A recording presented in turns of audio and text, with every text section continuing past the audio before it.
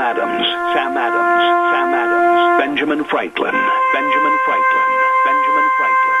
These men spoke up for what they thought was right.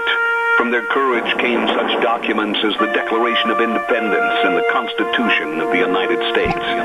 From their willingness to speak what was sometimes unpopular but right, we enjoy such liberties as freedom of speech, the right to keep and bear arms, and freedom of religion. There are those who still wish to oppress our freedoms, and there are still patriots willing to stand up and defend life, liberty, and the pursuit of happiness.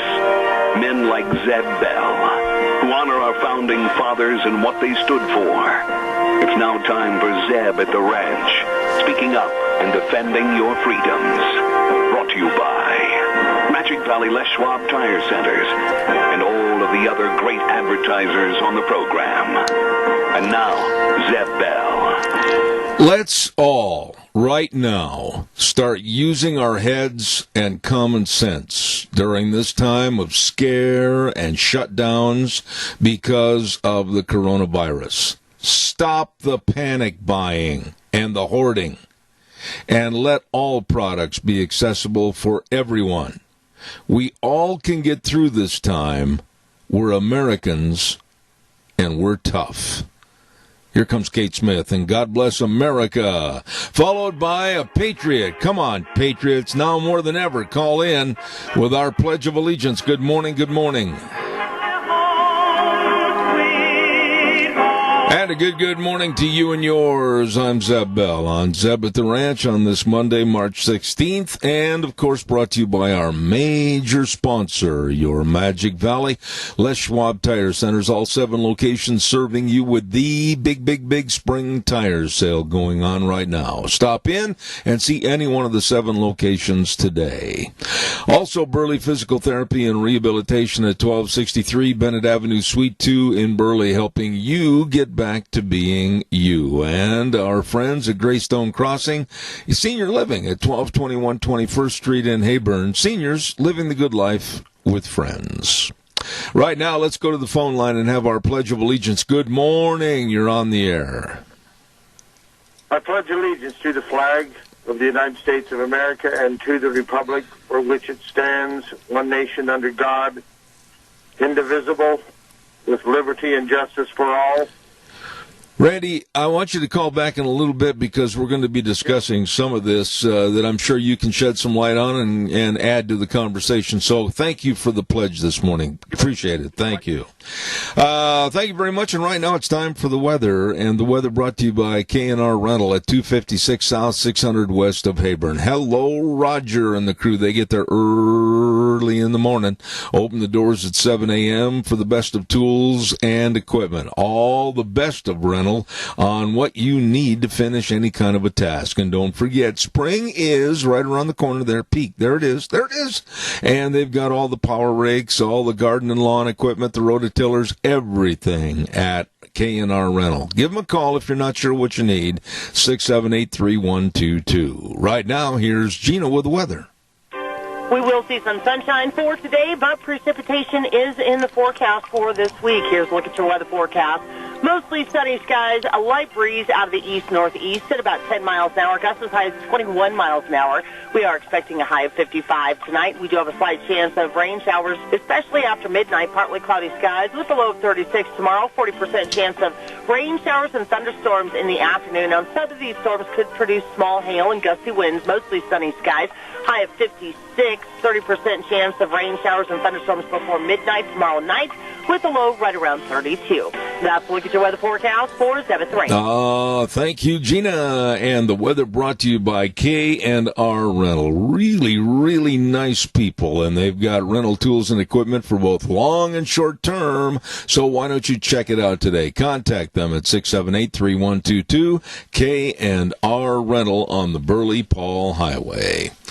Want to also give a great big shout out on this Monday morning to our friends at Daryl's Cleaners at 1223 Albion Avenue in Burley.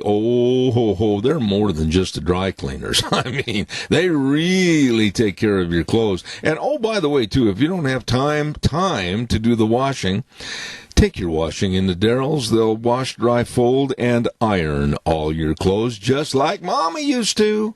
I'll tell you what, these folks really care. Daryl's Cleaners, 1223 Albion Avenue in Burley. You stop in and see them today. I want to just say something quickly about my opening remarks about the hoarders and the people that are going around with their hair on fire and trying to buy up all products like toilet paper. Let's just use toilet paper as an example. I was in a store the other day, last Friday, and the shelves were bare. And I had talked to some of the people there, and they said some people are coming in, and they were buying 8 and 10 or more 8-packs of toilet paper. That's absolutely ridiculous and shameful. And I point my fingers at those people and say, grow up. You are taking away the opportunity for other people to at least have access on sensible purchases of products and creating a shortage like you did in greed and just thinking of yourself as absolutely asinine and ridiculous. And for those out there that have done this, the hoarding and the panic purchases, etc., shame be heaped upon you. Ramsey Heating and Electric, let's not forget those good folks. Caller, I'll be right there. Stand by. Ramsey Heating and Electric at 2600 Overland Avenue in Burley, and the number to call, 678-0459. They literally have all your heating, cooling, and electrical needs. That's not brag, that's a fact. And the excellent staff to serve you. I mean, they've been in business almost 7 decades, and they've got the people that know. That's right, that simple word. They know what's going on and how to serve you. Ramsey Heating and Electric, 2600 Overland Avenue in Burley, open 7:30 to 5 Monday through Friday, where they provide warm winters and cool summers. Caller, you're on the air. Go ahead, please.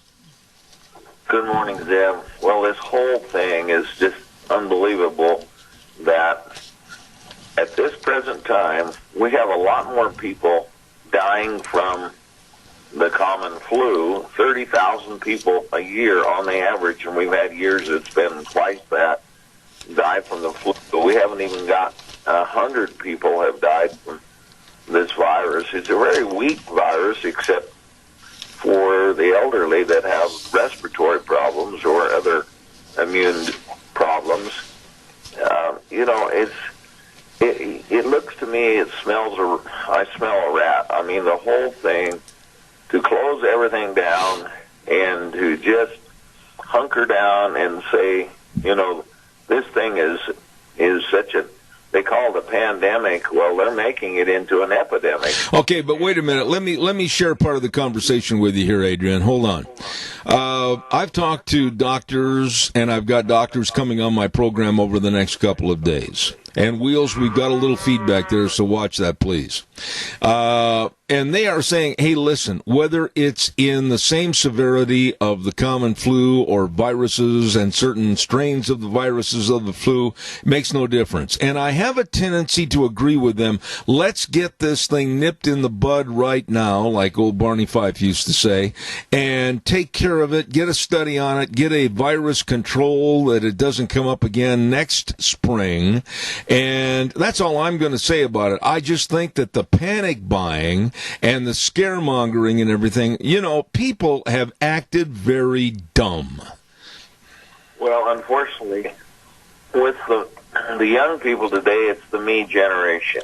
It's all for me. But I'm sure there are plenty of the older people that are stocking up on supplies. But in the reality, in that regard, some people have taken precautions. I haven't had to make a run because I'm out of toilet paper or anything else, because I've got enough to supply me for, I probably could get by with other than just milk and a few things that are perishable, and I can survive even without those, and many people can. But I mean, I I was, I've seen the empty shelves on, I guess Costco here has been out of, somebody said they've been out of toilet paper and other towels, and, you know, all that kind of stuff. Yep. And the lines in Costco in Twin Falls were lined up clear back to almost to the end of the store the other day. I was told. Yeah, I gotta jump in here because I've got other calls. Hearsay. Yeah, hang on just a second, Adrian. I heard the same thing that you heard about the lines and the rushes. And I was talking to a store employee, and she said that one lady came in with her family, and they gathered up 10 packages of 8 rolls of toilet paper. That's 80 rolls of toilet paper, and went up to the cash register. You know, to me, that's nothing more than greed, lustful greed, and I have no sympathy for that. It is. It's just totally greed.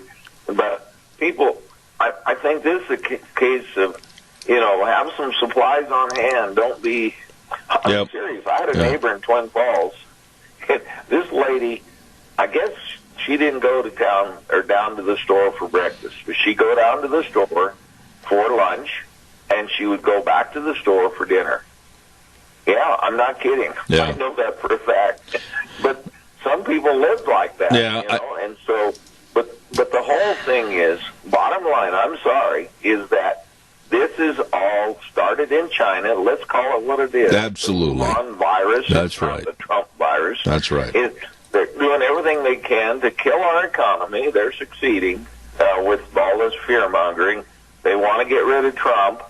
And the Chinese hate Trump, the never-Trumpers, the Democrats, the mainstream media, on and on and on. And did you see the article? Now, okay, wait a minute. Whoa, no. Adrian, right now, I've got to interrupt you because I've got calls waiting to get on the air, and I've got to make sure that it's fair for everybody. So I do appreciate your comments this morning because we're going to expand on them. But I thank you for your call. God bless you, man. I got to get this stuff in. Thank you. Thank you. Deplorable. I agree with that, and I'm going to comment on that a little later. Thank you. Caller, I'll be right there. Stand by. I want to remind everybody about the great big sale that's coming up on, as a matter of fact, in a couple of days. It's the Spring Community Sale that's going to be held at the great big Minidoka County Fairgrounds. It's coming up this next weekend, the 21st. Holy cow, you better get ready. 5 days. You better be all set with your consignments. Call Ron Rogge at 431-6187 or Kate Rogge at 431-0074 and get your consignments into that sale right now. The Spring Community Sale. That's going to be coming up this next weekend, and 21st at 10 a.m. Minidoka County Fairgrounds, managed by Rogge Auction Company. Don't you miss it. Caller, I'll be right there. Stand by. Danny's Restaurant. We want to give them a great big shout out, America's Diner. Now, I'm telling you, folks, food extraordinaire. All the choices for breakfast, lunch, dinner, anytime, all the time. And the dessert list. And, of course, excellent people taking care of you at Denny's Restaurant. You stop in, you'll see what I mean. Deanne loves the strawberry crepes for breakfast. Oh, they are good at Denny's Restaurant. America's Diner at 611 North Oberlin and Burley, the home of Zeb's Lunch Bunch. And another location at 291 Pole Line Road in Twin Falls. Caller, good morning. You're on the air. Seb, how are you? I'm good.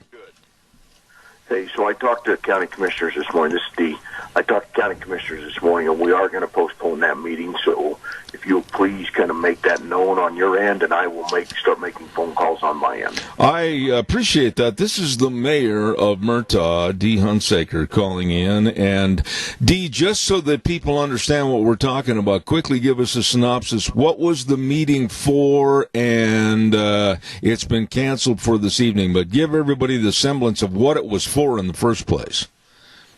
So we're in the process of having a public hearing to decide if we could possibly bring in ground on the south side of Highway 30 from about your property going west back towards the canal up to Murtaugh Lake, putting that in our area of impact. And so we was going to have a public hearing tonight on that to address that and let people come and speak whether they thought that was a good thing or a bad thing. And And because of this virus that's out there and the concerns that we have for not only the elderly, but for everybody in general, we just felt like it would be best if we postpone this. So right now, we're probably going to set this up for a month from now. Okay. To make sure that this has a chance to kind of recycle itself, number one. And number two, we have to have a minimum of 20 days to publicize it. You know, let me ask you a quick question in regards to the coronavirus. Now, you are an EMT and have been an EMT for how many years? Almost 30. Almost 30 years. And I think it goes without saying that the flu, various strains of the flu in this country and around the world, kill literally thousands upon thousands of people. But this coronavirus being new and really a lot of unknowns and intangibles, what are your concerns as an EMT about the coronavirus as it stands today? Well, my concerns are, number one, anybody... And this is not new news, anybody that's in the elderly stage, and I'm going to say, they say 60, okay, but I may use the term 50 years old, but if you have any kind of an underlying condition that could exponentially speed up the process of getting this, or once you contract it, being able to get rid of it, is 10 times fold. Mm-hmm. So, for anybody with diabetes, asthma, heart conditions, thyroid, any of those things, Zeb, this just makes this virus, flu virus, whatever virus you want to call it, way worse if you contract it. And so to be able to try and fight this off right now is going to be pretty tough on those people. Okay, but let's talk a little bit about contact. Now, we were talking about the cancellation of the public hearing in Murtaugh tonight and possibly, very possibly, postponed for at least a month. But what about contact? You know, people, whether they went to church yesterday or whether they went to the gas pumps and filled up their vehicle or whether they went over to an old friend and said, "Hey, Bert, how you doing?" Shook hands with him. We don't know about contact with people, do we? Well, that's absolutely right. You don't know where they was yesterday. You don't know where they was 10 days ago. And so you don't know if they've already had it, because the incubation period is 5 to 14 days. Okay, with that being said, what are they saying, Dee, in your opinion, as an EMT, about, well, stay away from meetings of 50 people or more? To me, it doesn't take 50 people. I mean, it could be one-on-one getting the virus just from another person that had gone to church or shook hands with the pastor or shook hands with the kid's teacher, whatever. Yeah, I think we just need to, we as the public just need to use common sense in yes. this. That's the biggest, I guess the biggest take-home message I can tell you is we have to use common sense, and this is no different than anything else, okay? When you're sick, when you don't feel good, when you've got something, you don't go around shaking people's hands and standing next to them and having a conversation. You stay home till you get better. Yeah. Now, that brings me, I've got a doctor coming on at 10:30 this morning, and we're going to talk about symptoms, etc. But as an EMT, and you're called to administer health and perhaps life-saving activities to people from an accident or whatever the call's in regards to, heart attack, whatever, you're really kind of on the front line of exposure yourself, are you not? Well, yeah, and so let me just tell you the scary thing, okay? So right now, in our quick response van, we have gowns, masks, glasses, protective eyewear. We have all of those precautionary measures that we're going to have to put on. Here's the problem, okay? People have bought up all these kind of masks, all these glasses. They bought up all this stuff just like the toilet paper issue, okay? So now they want me and expect me as a first responder to help them, but I can't if I can't protect myself. Yeah.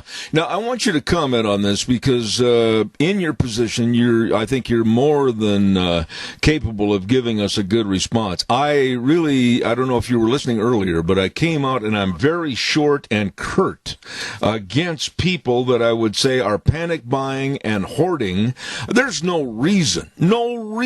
sane reason to go to the store and buy 10 8-pack rolls of toilet paper, 80 rolls of toilet paper, and taking away the opportunity of having a product for someone else. That, to me, is absolutely asinine and stupid. What are your thoughts?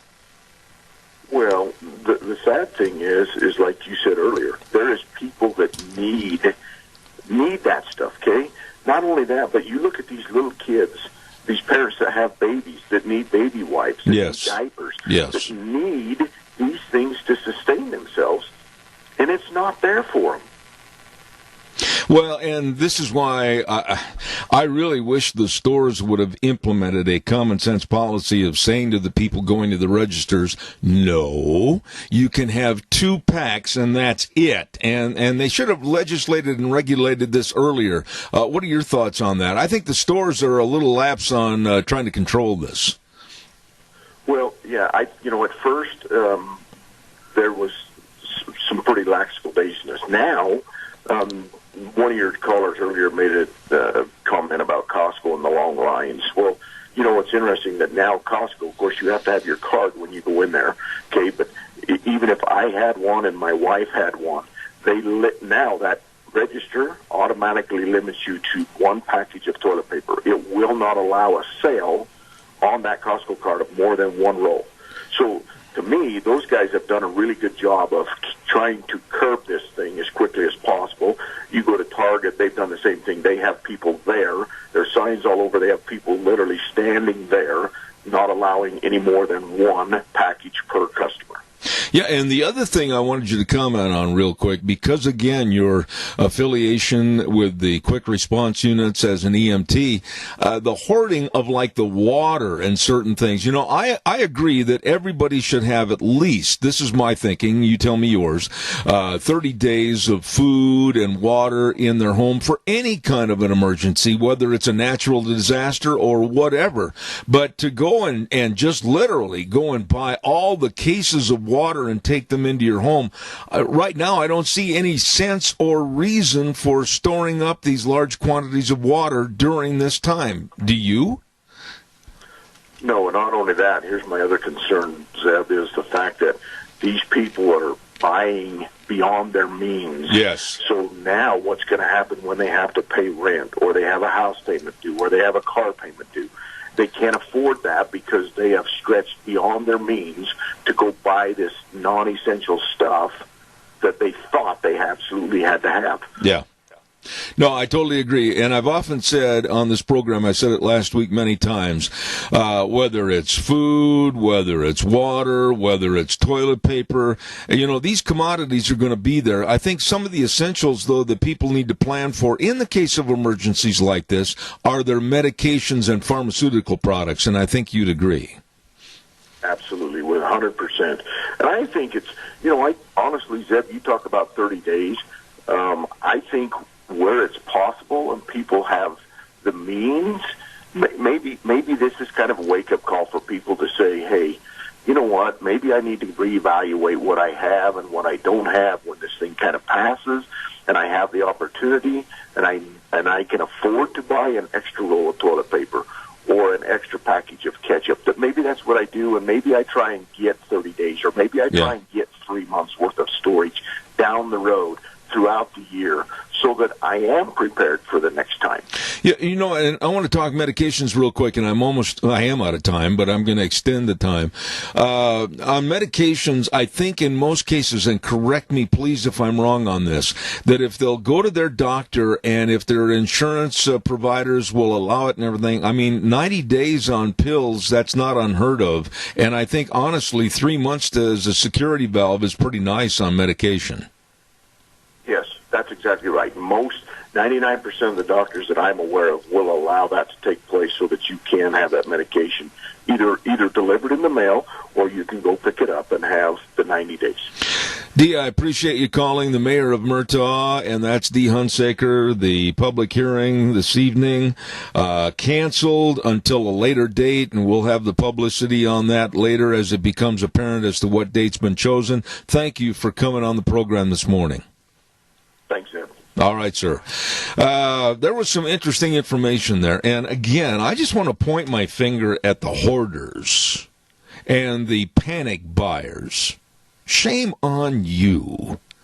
In that store, I saw many people, some were elderly, some weren't, that had gone to customer service personnel there at the store and said, well, when are you going to get some of this in? We're just shopping. We don't want to have 20 rolls. We just want to have enough for our family. Well, we don't know, because people were coming in and panic buying and just literally scooping up everything off the shelf and going to the register. That's insane, stupid, and selfish. I want to remind you about our friends at Dino Septic Service, and thank you very much for what they do. Septic tank pumping, liquid waste removal, sewer and sink drain lines cleaned. Ooh, all the jobs you don't want to do. I'll tell you, they do it with a smile on their face.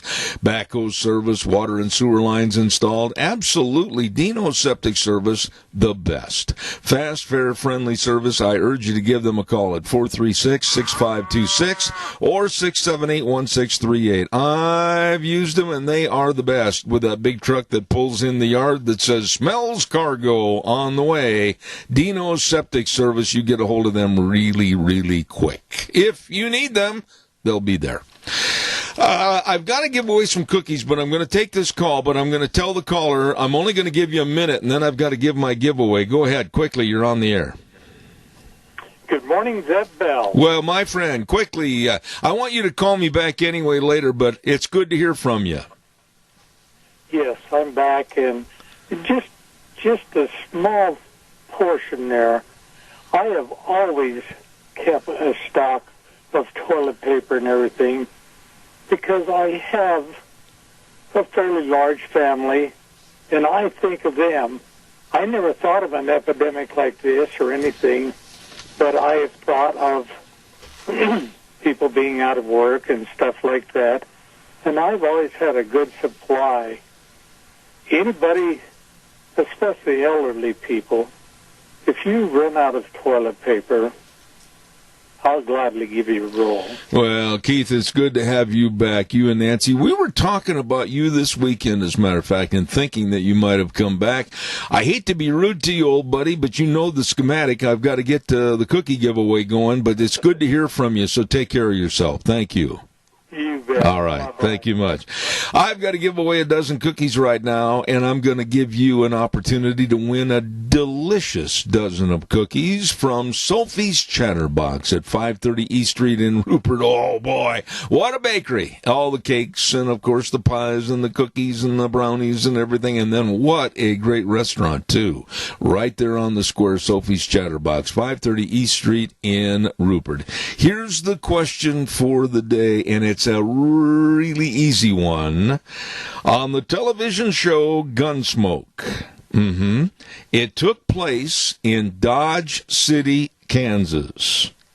But what state was old Festus Hagen from, supposedly? On the TV show Gunsmoke that took place in Dodge City, Kansas, what state was Festus Hagen from? Whoa! Somebody knows the answer to that one in a big hurry. Good morning, caller. You're on the air. Arkansas. No. Thank you for your call. I appreciate that. Thank you, sir. Nice try. Nope, not Arkansas. Give me a call. What state was Festus Hagen from on the TV show Gunsmoke? Okay. Give us a call, 436-2244, 1-866-927-4587. And I'd like to give you the cookies. All you have to do is just call me with the right answer. Sophie's Chatterbox with the delicious cookies. And if you win the cookies, be sure and call them and let them know when you'll be by to pick them up. Quickly, come on, somebody. Give me a call. Caller, you're on the air. Go ahead, please. Missouri. Nope. Sorry. You didn't hit a home run out of the park on that one. I think we're guessing a little bit. If you'll think about some of the episodes and some of the comments that were made. Caller, good morning. You're on the air. Hey, how about Missouri? Nope, just tried that one, and the shoe didn't fit. Sorry about that. Thank you. No, everybody thinks because of his twang and riding a mule that maybe he was from Missouri or Arkansas. No, he wasn't. On the TV show, they mentioned it in many episodes about his family still living in that respective state, and some of which came up for a visit to Dodge City, Kansas, and they had some really humorous episodes when that happened. Quickly, what state was Festus Hagen from? Caller, good morning. You're on the air. Hello. Wheels, you got to turn them up so they can talk to me. Go ahead. Good morning. They hung up, sir. I apologize. Well, why did they hang up? They might have won it. What state was Festus Hagen from, and his family, most of which, according to the TV show, still resided in that state? Good morning, you're on the air. Oklahoma. No! Holy smokes! Thank you very much for your try. I appreciate it. Go ahead and keep trying. We still got the dozen cookies to give away. I'm really surprised that it's taken this long. I'll give you a little hint. I remember one episode in particular where his aunt came up to visit him in Dodge City, Kansas, and she was quite the lady, shotgun-toting aunt, and she brought all the information with her about all the cousins and the relatives that were still staying in what state? Tell me. 436-2244, 1-866-927-4587. Quickly, give me a call. Please, I want to get on with this. Somebody give me a jingle real quick, and you can be the winner to Sophie's Cookies. Caller, good morning. You're on the air. Was it Texas? Who is this? Don Lee. Don Lee. And how did you know that, Don? Guesstimate. You had a process of elimination of all the states around it, right? That's right. Yeah, one episode in particular, they talked about this extensively, about how all the cousins and all the relatives were still down in the state of Texas, and Festus Hagen and the Hagen family down there in Texas, and his aunt came to visit on an old wagon with a shotgun. I don't remember if you remember that or not, but they made a big deal out of where the family was still living. So, Don, you're the lucky winner of Sophie's Cookies. You be sure and call them and let them know when you'll be in for the cookies, okay? I will do them. Thank you. God bless you, Don. Thank you much. Yep, Texas. They mentioned that on numerous shows many, many times. Don't forget Barry Equipment and Rental, Sales, Service, and Parts. Man, I thought everybody, Oklahoma, Arkansas, they were all around it. And finally, we got it, Texas. Barry Equipment and Rental, Sales, Service, and Parts, 159 West Highway 30 in Burley, 465 Addison Avenue West in Twin, and, of course, the Nampa location. They've got a brand new inventory. Oh, yeah. They've got all the Bobcats. They've got all the Doosan wheel loaders and excavators. Any job of lifting, digging, pushing, and carrying, they've got the equipment for you. All you need to do is get in there today. Whether you're trying to finance to buy or lease, they've got excellent programs for you. So please check it out today. Like I said, 3 locations of Barry Equipment and Rental: Burley, Twin Falls, and Nampa. Caller, good morning. You're on the air. Hi there, Deb. Hi there. I think it would be wonderful if the network that owns those shows would rerun them. Our kids would just love it. You know, so many of our children have never seen those. You know, you bring up a very interesting point that Deanna and I were talking about the other night. Whether it's the really funny and well-written shows like Andy of Mayberry or Dick Van Dyke Show or The Real McCoys, I'm just scratching off the top of my head here. All of those shows were clean. They were family value shows, and I still maintain that today, either if they brought them back or had remakes with actors that were really good actors and they used the same screenplay and the same kind of writing, I think they would really go over really big with the audience and the general public. Well, I do too, and especially if grandparents talk to their grandchildren about it, they would probably even be more interested. I just think those are gems of our history, and they need to be replayed every 20 years. Oh, I couldn't agree more. The value system that was used, like on Father Knows Best and the Donna Reed Show and many, many others. I mean, my goodness, there was always a good, wholesome message there, and families were together. Even in the Beverly Hillbillies, for heaven's sakes. I mean, there was all kinds of good lines. I think that the networks would be real smart to start bringing those back, and I don't know how we get it done. Well, yeah, but therein lies the oxymoron. You said smart and networks in the same sentence, and they're not. Well, they could make a whole new bunch of money. I agree. With new advertisers. I agree. I think that the advertisers are running out of things to advertise on. You know, I really appreciate your call, Chris. Thank you. And it was a thought that, believe me, I've thought of many, many times. And wholesome TV, gee, what an interesting concept. Thank you very much for your call. God bless. Bye-bye. Thank you. Caller, good morning. You're on the air. Good morning, Zeb. The little programs are coming back on Dish Channel 247 and 082. Yeah, but I think what Chris was referring to on a lot of people that don't have Dish or they don't have DirecTV or anything like that, to see something like this go on network TV primetime, whether it's ABC, NBC, CBS, whatever, that would be a blessing, I think, to come into the homes and people can appreciate what good quality television programming is.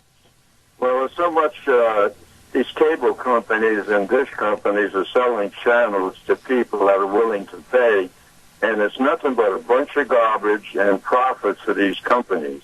Yeah, heavy on the word garbage, because there is not one single program on primetime television on the networks, like I mentioned a moment ago, CBS, ABC, NBC, that I will even sit down and watch. It's filthy. It's absolutely atrocious. It's poorly written and poorly acted. I don't want anything to do with it. Yeah, we're great Western fans, and that's mostly what we watch, really. Uh-huh. No, I agree with you. I'd love to see the networks incorporate that into their programming again. Like Chris said, it'd be nice to have a kind of a revival of some of the very well-written and, quite frankly, well-acted programs from 30, 40 years ago. Well, they have all these old-time cop programs that were filmed in L.A. in the 50s and stuff. They're coming back. Yeah.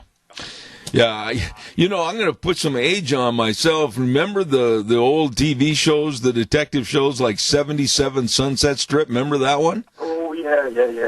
Yeah. Those are the kind of I love those kind of shows. And again, the bad guys always lost, the good guys always won. That's the way it should be. And the old Hawaii 5-0. Yep. Listen, Tony, I'm with you, man. I'd love to see a resurgence and a revitalization of those shows. God bless you. Thank you for your call. Appreciate it. Okay, thank you. All right, buddy. Time for the weather, and then we'll take some more of your calls. You know, I'm a Western buff. Okay, I love TV Westerns. And, you know, like, I'll bet you, and I know my wife, if she was here in the studio, she would totally agree with me, that I have probably seen every single episode, every one of the Gunsmokes ever made. And I don't know how many of you knew this or not, but Gunsmoke started off as a half-hour TV show. And then, after the popularity, it went to an hour-long TV show. I don't know if you knew that or not. Anyway, time for the weather, and the weather brought to you by Mount Harrison Audiology and Hearing Aids. And the number to call to make an appointment for a hearing screening, 312-0957. They're right behind the Minidoka Hospital across from the emergency room, and they are ready to help you with your hearing health. Really, don't put it off. If you're having trouble hearing, it's going to get worse. It's not going to get better. Let them help you at Mount Harrison Audiology and Hearing Aids. And believe me, they've got all the expert diagnostic testing to help you. We'll have more right after the weather. Here's Gina. We will see some sunshine for today, but precipitation is in the forecast for this week. Here's a look at your weather forecast. Mostly sunny skies, a light breeze out of the east-northeast at about 10 miles an hour, gusts as high as 21 miles an hour. We are expecting a high of 55 tonight. We do have a slight chance of rain showers, especially after midnight, partly cloudy skies with a low of 36 tomorrow, 40% chance of rain showers and thunderstorms in the afternoon. Now, some of these storms could produce small hail and gusty winds, mostly sunny skies. High of 56, 30% chance of rain showers and thunderstorms before midnight tomorrow night, with a low right around 32. That's a look at your weather forecast for 7. Gina, thank you very much. And don't forget the weather forecast brought to you by Mount Harrison Audiology and Hearing Aids, right behind the Minidoka Hospital across from the emergency room. Number to call for a hearing screening, 312-0957. Caller, good morning. You're on the air. Thank you.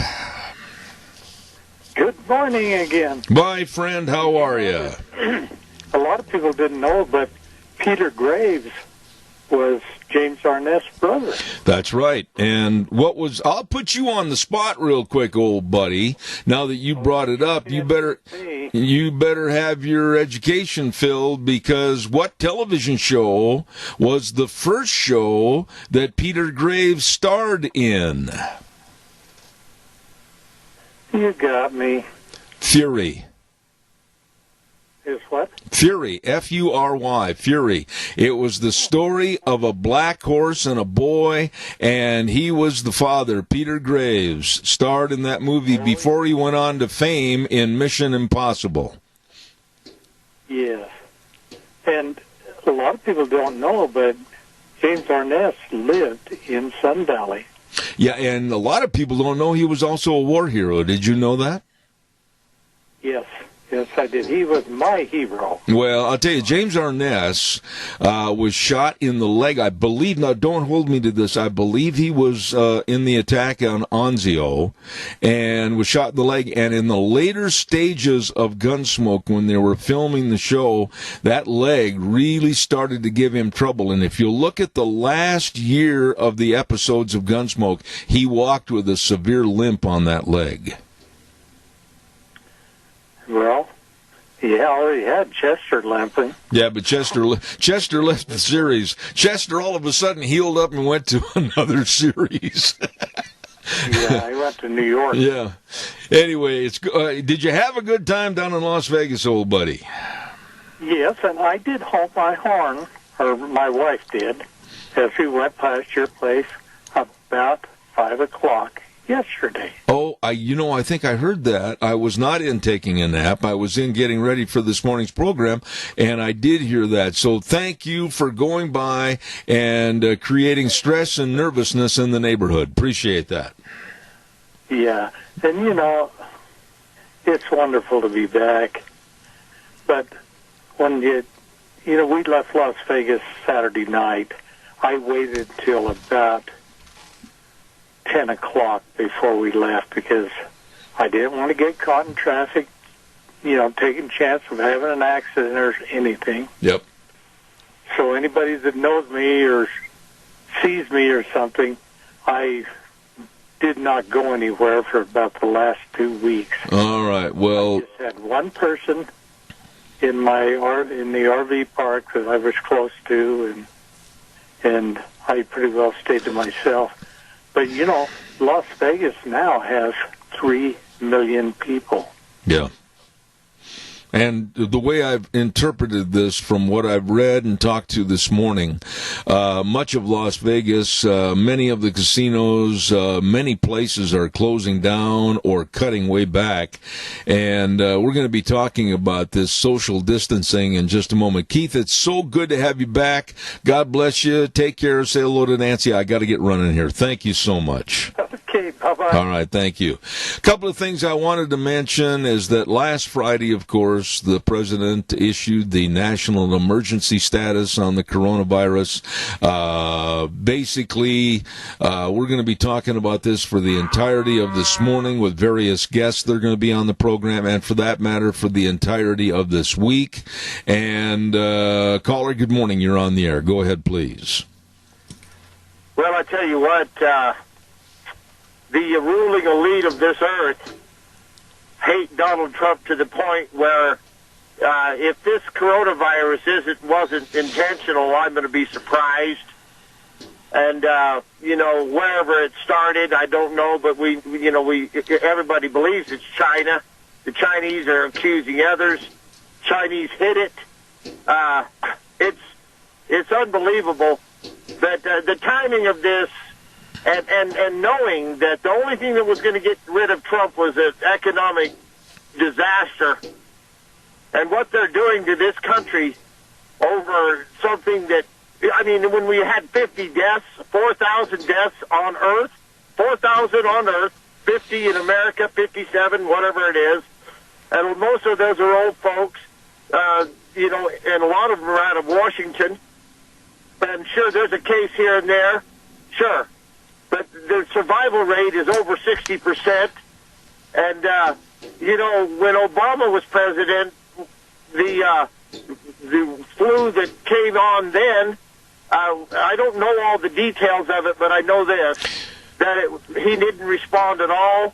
It took him a while to get it together. It turned out that nothing really, sure, people died and it was bad. But they didn't shut down the baseball, the March Madness. They didn't shut down anything, and it all just went away, and life went on. But let me jump in here and. Terrible thing when people die of a disease. Absolutely. Let me jump in for a minute, Randy. Let me jump in. I got to have a two-way conversation with you here. I listened to a couple of newscasts yesterday that if I were in the studio, I would have walked over to the desk, and quite frankly, I would have liked to punched in the nose the people that were being interviewed, and also the so-called journalist interviewer. This blaming of this coronavirus on Donald Trump, this blaming of what's going on around the globe on this administration is absolutely sickening, and it's being used as a ploy to hurt his reelection. I agree with you there, but to the lessers in the news media, and they are very less, and that's MSNBC, CNN, and some others, to just say, well, this coronavirus is all Trump's fault, this, that, and the other. And then some of the blame and allegations that even locally took place through an idiot's response to the Times News and an op-ed, and that was from former Attorney General James Jones. I find that repulsive. Yeah, Jim Jones, his father would be ashamed of him, and his neighbors, I know, I do business with them. And there's no way they could be tolerating him. I don't know if he lives in Eden now or Hazel. Well, we want to be real careful about how this is structured, but this blaming Trump and pointing the finger, it's all his fault, and this happened, and it's his fault. I'm fed up with that. And there are more letters and op-eds in the paper every day. Oh, this is Trump's fault. You know what? The world has not seen, in my estimation, a shutdown like what we're going through right now. Let's all sit back and have some common sense, and maybe the best thing to do is keep our mouths shut as to incrimination of people and or systems or groups, and let's just see how this thing plays out. Let's use common sense, not go to the store and hoard, not take everything off the shelves. Randy, common sense has got to prevail. Well, what's going to happen is it's going to pass, and people, but the thing of it is, right now, the economic, destruction of people's livelihoods who are in business with certain, it doesn't matter. I mean, it's just like the school district. Those children are paid. The school district gets paid per student, for those children to be in the seats.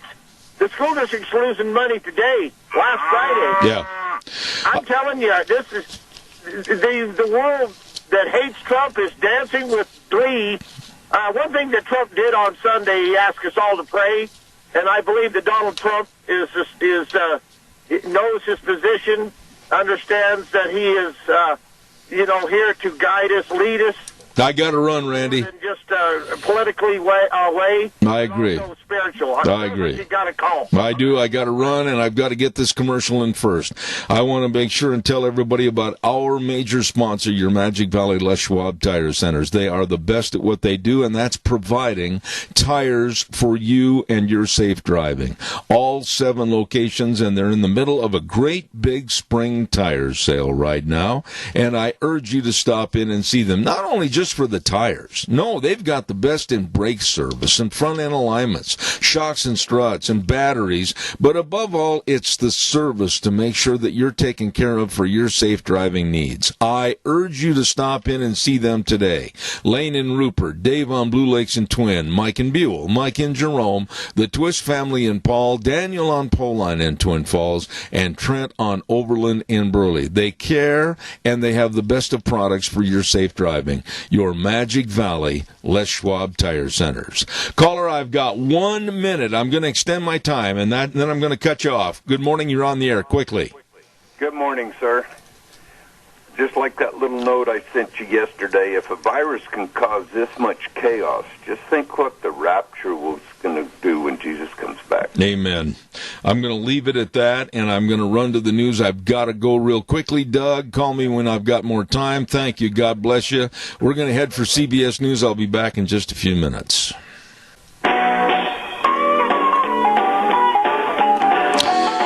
Good morning, and welcome back. Zeb at the Ranch on a Monday, March 16th, and, of course, brought to you by our Magic Valley Les Schwab Tire Centers.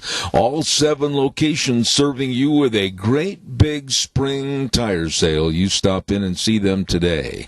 Along with our friends at Burley Physical Therapy and Rehabilitation at 1263 Bennett Avenue, Suite 2 in Burley, helping you get back to being you. And, of course, Greystone Crossing Senior Living at 1221 21st Street in Hayburn. Seniors living the good life with friends. Right now, this good word for Western Waste. From the canyons of the Snake River and all across southern Idaho, we're all at your disposal. Western Waste Services, we care about our community, our resources, and this free land. Western Waste Services is lending a hand, always at your disposal. Western Waste Services. Oh, don't forget, Western Waste Services always at your disposal, and we're driving around seeing a lot of the pink trash carts out there. Yep, the Power in Pink to help fight and trash cancer. Call Western Waste Services today for more information about transitioning from the old gray cart to the pink cart and help some of the proceeds go to fight cancer at 734-6969.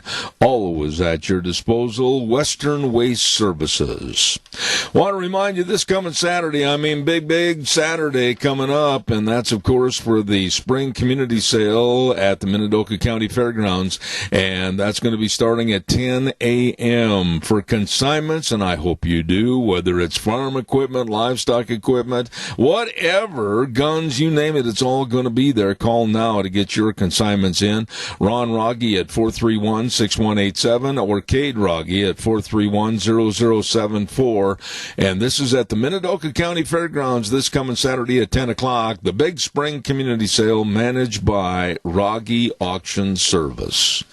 And real quick, as I'm flying through everything here this morning, I want you to remember our dear friends, and that's Burley Physical Therapy and Rehabilitation. Holy moly, they can help you get back to being you. They're located at 1263 Bennett Avenue, Suite 2 in Burley, and the number to call Nick Greenwell and his staff to make an appointment, 678-1191. I'll repeat that, 678-1191.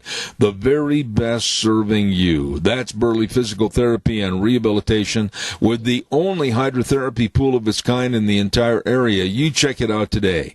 They want to help you, and they can at Burley Physical Therapy and Rehabilitation. Wow, it's Monday, and a very important day on my program because I get a chance to talk to some very, very good people on a weekly basis.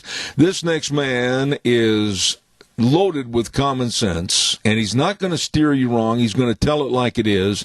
He's president of Americans for Limited Government and also co-author of the book called Necessary Noise with Star Parker. My friend, Rick Manning. Good morning, sir. How are you? Good morning. How are you? Rick, you are a light in a dark room when it comes to common sense, and you have a very calming manner about you. And that's why I really want you, in your opinion, to tell my audience where you think we are with the warnings and the issued concepts of coronavirus and shutdowns and everything else. Just kind of give us a little synopsis, would you please? Sure. First of all, I want people all need to know that from an actual, you look at how many people died from the coronavirus in the United States, it's 63. Okay? That's fewer people than die, about half as many people who die every single day from traffic accidents. And that's over a 2-month period. Now, what we're going to see is a dramatic upward spike in the number of confirmed cases. That will likely be because we'll have testing units everywhere. And as those tests are administered and, a day later when they get the results and they get published into the confirmed category, you will see a dramatic spike in the number of confirmed cases. That won't affect the number of deceased people, though, because people who are severely ill from the coronavirus now are in the healthcare system. And as a result, they're being counted. And so what you will see, in effect, will be a going down of the percentage of people who get the disease who die from it as we get more effective, as we get a broader count. So that's A. B. Understand that in places like Germany, 0.2% of the population that gets the coronavirus has died. And the reason for that is not because of health care. It's not because of any magic thing in the German water. It's because they're basically testing everybody. Mm-hmm. And so they're getting all the people who are asymptomatic with the tests into the system. And as a result, the people who are truly ill, who are really, really ill, the percentage that goes down because they're finding more people who don't show symptoms, only show mild symptoms. They're testing them and they're identifying them, so they become a statistic on the side of people who are going to recover from it. So I think that our numbers will, and I'm not an epidemiologist, but just looking at the numbers around the world, I think our numbers are likely to drop dramatically in terms of the percentage of people who die from this. Having said that, we have to be smart. I had a conversation with my stepmother last night, and my stepsister is in the hospital. She's got a kind of a ongoing illness, and my stepmother, keeps going to the hospital to visit her. And I yelled at her and just told her, you have Skype. She has a laptop. Skype with her all day, but stay out of the hospital. Don't do that. Don't be going, because my stepmother's vulnerable based on age. She's very vulnerable to being one of the bad statistics on this. So be smart. You can't go with life as normal here. Use technology to keep connected with your family and your friends, but don't have, if the grandchildren want to come over, FaceTime with them, do Skype with them. But no, don't have the grandchildren over. And if you're a parent and you want to get your grandchildren over your parents, it's the wrong time. It's the wrong time to do that. So if we're smart and we behave responsibly, this too shall pass. One last thought: China which this started in December in China, maybe as early as November, early November in China. It's unclear. They haven't been exactly transparent. But China just this weekend closed their last emergency facility in Wuhan itself to treat people with coronavirus, with the Wuhan virus. So what we've got, what you know is in a place where they completely let it go wild. You have a lifespan of this virus being abnormally impactful from November to middle of March. And that means that's 5 months. We started with this virus. The first case here was on January 14th of this year. And we had almost 2 months of no cases. Our first case was on January 14th. We're now past 2 months of into the cycle. And if we run the same cycle as China, we will in 3 months, we will end up with back to normal. Mm-hmm. And that's a long time. But given the things that are being done, given the medical manpower that's being put on finding cures, finding vaccines, finding treatments that work, that could be shortened dramatically. But it isn't going to be shortened dramatically unless we sit there and engage in the social distancing that the medical professionals suggest, and just be responsible. If we don't care about ourselves, care about others. Absolutely. That's what I'm doing. In fact, in my office, I've got a small office, but I've basically told people work from home. There's absolutely no reason they don't need to be here, so they're working from home. Now, I'm not working from home because I like being in the office, but by and large, my office is shut down apart from me. So, and that's a choice I've made as a boss to make certain that people are able to engage in the social distancing necessary to have this be minimized as much as possible. Absolutely. That was really well stated. We have a caller calling in with a question. Quickly, caller, I've got a lot of things to do. Go ahead fast, please. Well, all I was going to say was when we heard all of the hype, Tim Cook of Apple seemed to be grounded with his, what was going on, his prognostication of what was happening in China and how things were getting back to normal, how they were ramping up their industrialized, industry in China to build Apple phones and other things. China can't afford to be down very long because they have to keep their economy up. Their economy's struggling by far worse than ours. I just hope that this doesn't somehow smash our economy down and think of the damage it's doing to people financially and the stress that it's causing, which could cause them to, get sick. I'll hang up. If you would, Rick, respond to the caller, please. I agree with you, and and Congress is attempting to deal with that in the package they're putting together. I will tell you, there's aspects of the package that I'm not all that excited about, but the Senate is going to revisit some of those things the House passed to try to make it so it puts more money directly into small businesses, so small businesses aren't forced to shut down during this process, and and close for good.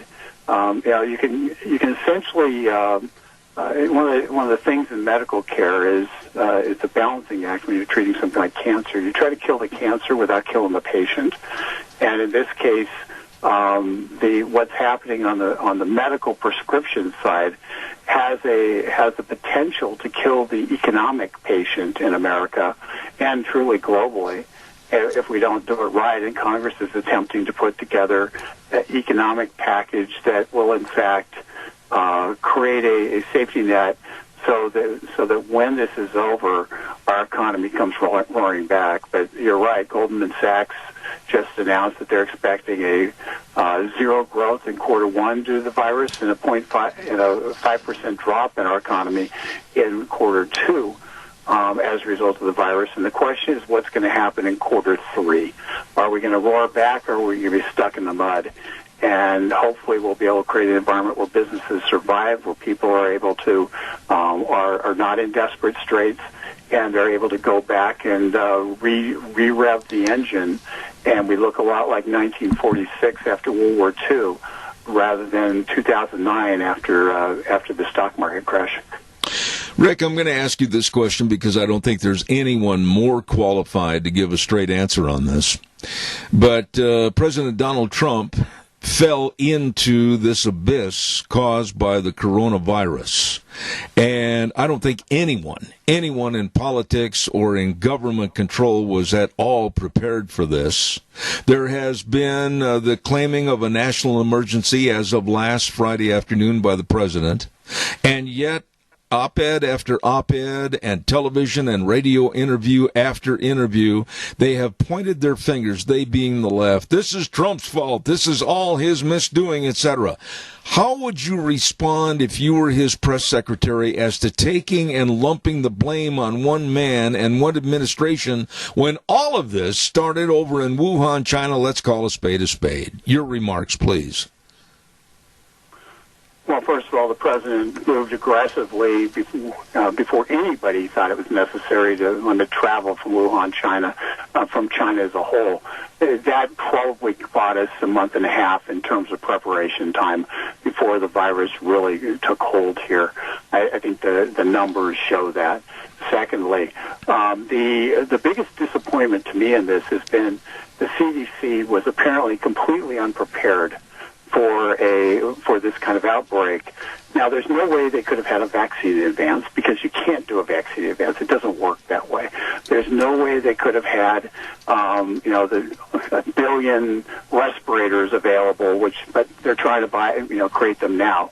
But what they could have been doing and could have had in advance is an actual real plan that would have entered the social distancing in a more moderated way so people would understand it and done a lot more education up front about what it might mean. And if they'd been prepared for that, and that's their job to be prepared, I think we wouldn't be suffering from the kind of economic shock we're suffering from. The fact is, the government does prepare for this. The fact is, when I was at the Labor Department, and this was 12 years ago, we were preparing for this exact occurrence. We actually had simulations that we had to go off and do, and apparently nobody but me took them serious. But we had to do these simulations about what would happen under these kind of circumstances. So the government, the bureaucracy does in fact prepare for this. And the fact that the white lab coat guys really didn't have admitted that they weren't prepared for this kind of pandemic is shocking to me because 12 years ago they were drilling on it. So I don't know what happened to the Obama administration to stop that. Lastly, the argument seems to be that you can blame the president. You want to blame the president for a circumstance. They wanted to say he's not trusting the white lab coat people, and yet they want to blame him for decisions made by the white lab coat people, specifically the decision not to utilize the test that the World Health Organization had approved because it had too high of a false positive, which was 4%, and they wanted to wait until they had a test that was more accurate. Well, by virtue of doing that, making that decision, they created a political problem and a sense of incompetence and not caring, and that was a white lab coat decision. It was not a presidential decision. And so for all those people who said they wanted the people to let the scientists, let the doctors make the decisions, well, the doctors made the decisions. The public bureaucrats made the decisions. That was the wrong one. So you can't blame the president when the public bureaucrats make the wrong decision about the testing. And say, on one hand, the president should have overridden them on that, but he should give them free hand on everything else. You can't have it both ways, and that's what they're trying to do on the testing thing. Rick, let me ask you this. From what you see, what you read, what you understand, and what you look forward to as far as what might happen with the election in the fall for the re-election of Donald Trump, or perhaps not, how much damage has been done to the Trump campaign or politics in general? I mean, where people are pointing their fingers at him, do you think it's hurt him beyond possibly seeking re-election?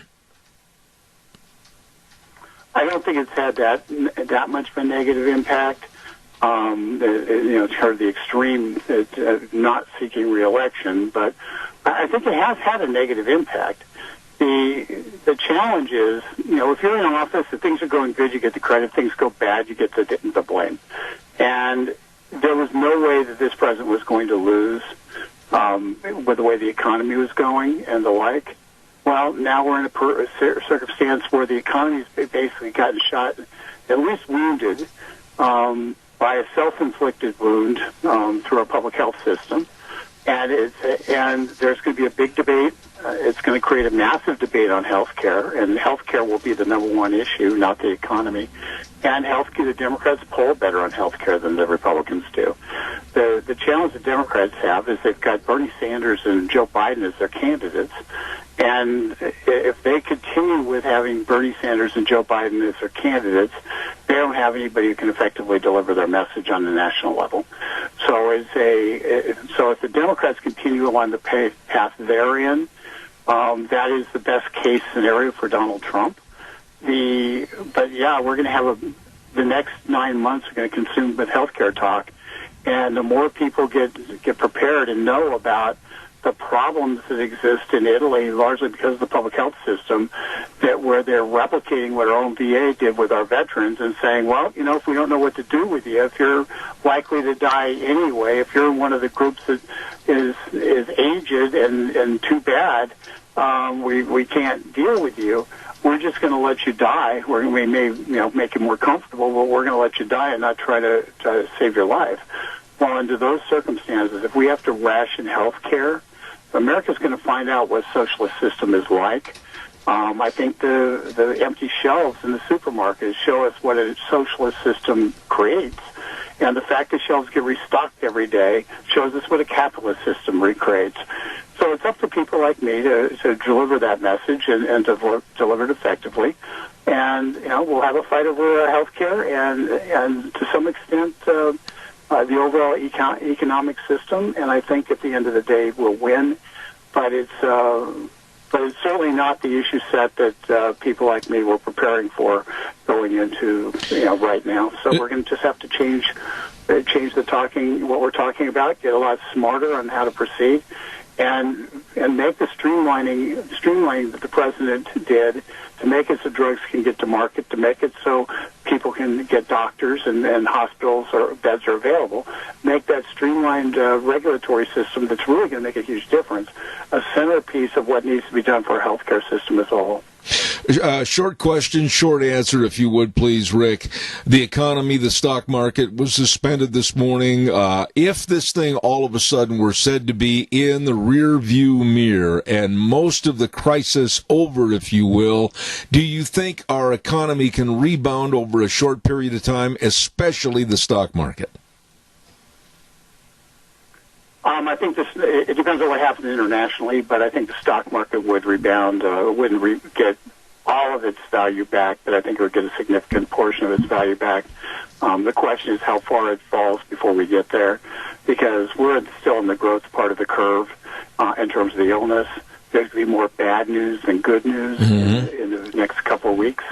And as a result of that, if the market's reacting to the bad news, it may continue to go down. Now, I'm not making any investment advice, but I do believe that the things that are being put in place by Congress will give us a fighting chance to have a rapid recovery from the downside, from basically making our entire economic system comatose in response to the coronavirus.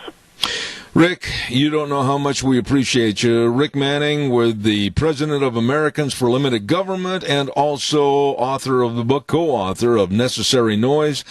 I can say this and mean it. Thank you for your insight this morning. Very much appreciated. God bless you, my friend. Stay safe, and we'll have you on next week. Thank you. God bless you and everybody. That prayer thing, it works. Yes. So when the president called for National Day of Prayer, it doesn't mean it just has to be one day. Keep praying. Amen. Thank you, Rick. God bless you. I think a lot of him and his friendship to this program. Rick Manning, and he'll be back next Monday at 9:06. Holy smokes, we got to pay some bills here real quick. Want to remind you about our friends over at Hanson Mortuary and, of course, Joel Heward and his staff and family, serving you and your family. And when there's the passing of a loved one, everything is just up in the air. You don't know what to do, what has to get done.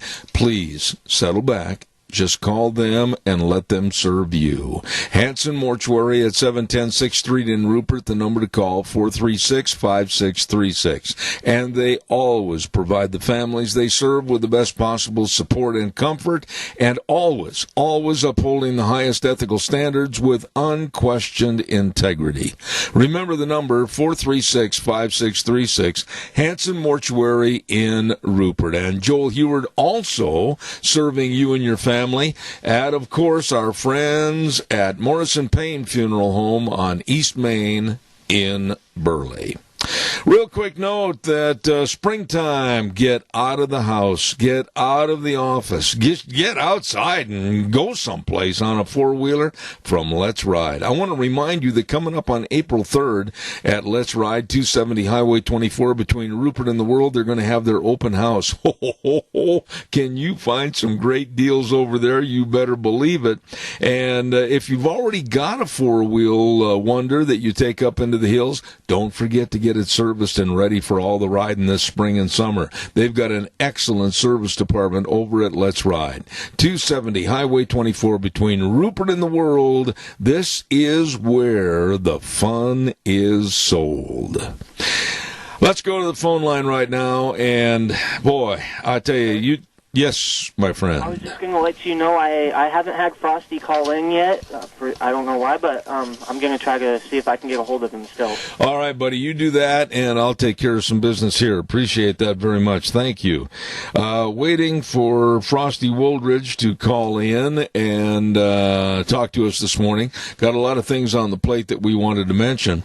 I want to mention real quick, this gives me an opportunity. The mayor of Murtaugh called in just a little bit ago, Dee Hunsaker, and the Impact Zone public hearing that was scheduled for tonight at the City Hall, that was a very important meeting, has been canceled, and there will be a selection of another time on the calendar in the not-too-distant future, and we will let you know when that is, but that meeting has been canceled for tonight. So there you go, you have that. Waiting for Frosty to call in. That also yes. I was just going to let you know I do have him ready. Well, Wheels, thank you very much.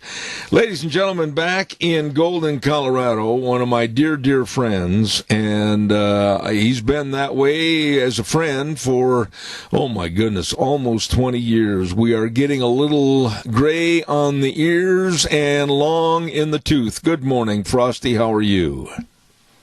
And good morning, Zeb. Yes, we are getting a little gray around the ears and a little long in the tooth, and yet we're still here, and we're still able to talk and share, and so it's always a pleasure, sir. You know, I don't know as if I really want to get into the coronavirus and your thoughts on that this morning, because we do need to cover some other things and items that are going on, and I'll leave it up to your discretion. But the one thing that I did want to ask you about is the emphatic Joe Biden statement that he would absolutely, if elected president, give citizenship and an excuse for 11 million illegals to stay here. And then he's also said no more deportations at all if he's elected as president. Right there, the red flags, not just one, but hundreds of red flags are going up in the air. And this man and what he's trying to do as possibly president scare me as bad almost as Bernie Sanders. What are your thoughts? Bernie Sanders and Joe Biden are essentially one and the same, along with all the other Democratic candidates that have dropped out at this point. They all are open borders. And again, I want this to be appreciated by every person listening to this broadcast, because you and I are American citizens. And what this pronouncement is by Joe Biden, who is obviously going to be the candidate at this point, is that citizenship, U.S. citizenship, means nothing to them. It means that you can be a bank robber and then take the money you just robbed from the bank and then invest it back into the bank and bring out a whole new savings and checking account, and there's no consequences.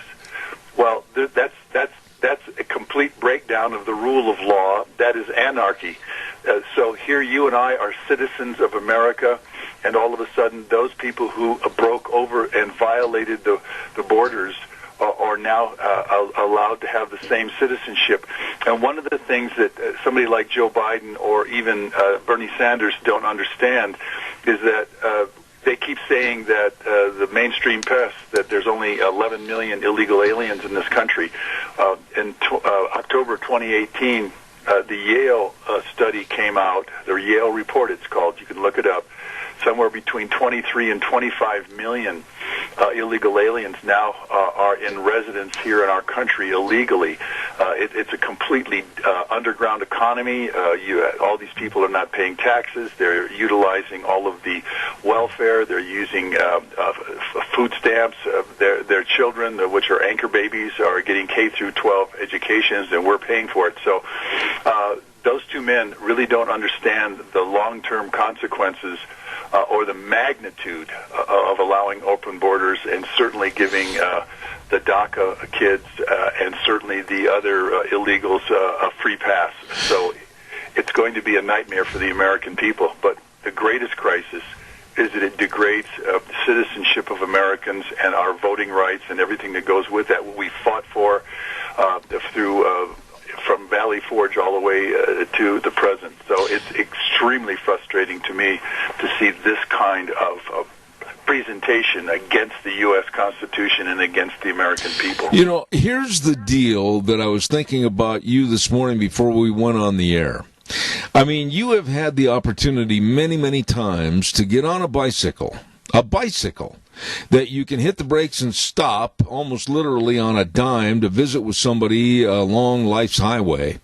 And you've been to all the hot spots. You've been to the San Franciscos. You've been to the LAs. I have too, but in a car or a vehicle, you don't afford yourself that much of an opportunity to stop and visit with people. You've talked to people. What happened to the value of American citizenship? What happened to the citizens saying, wait a minute, by bringing in all these illegals or allowing an open door policy, everything that I have as a citizen that has been blood, sweat, and tears and people have worked for is going to go by the wayside? Why don't they understand how dangerous this is? Zeb, it is a totally different mindset. In this country today, you're seeing a breakdown of what it is to be an American.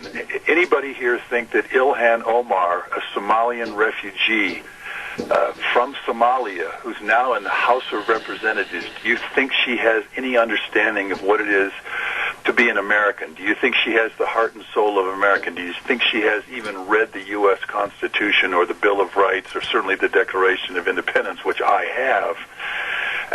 And the answer is no.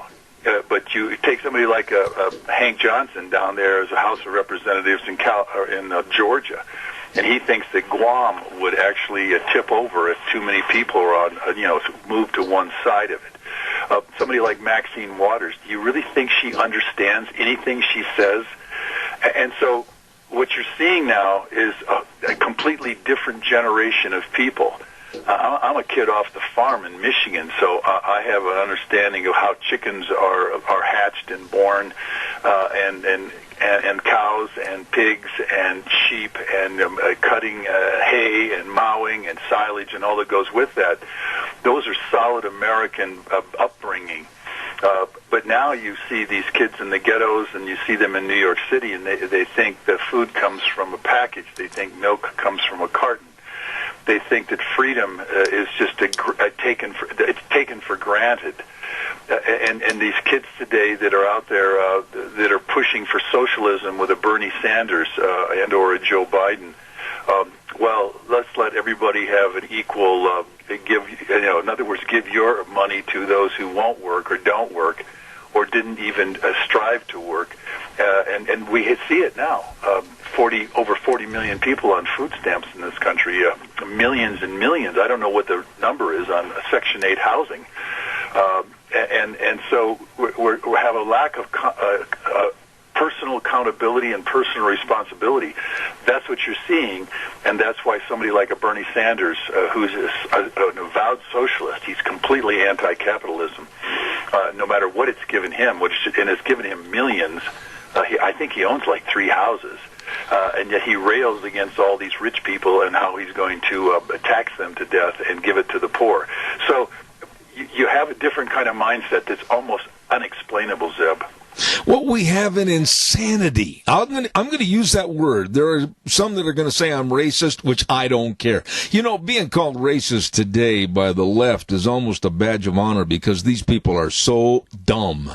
We have a problem with disease around the world.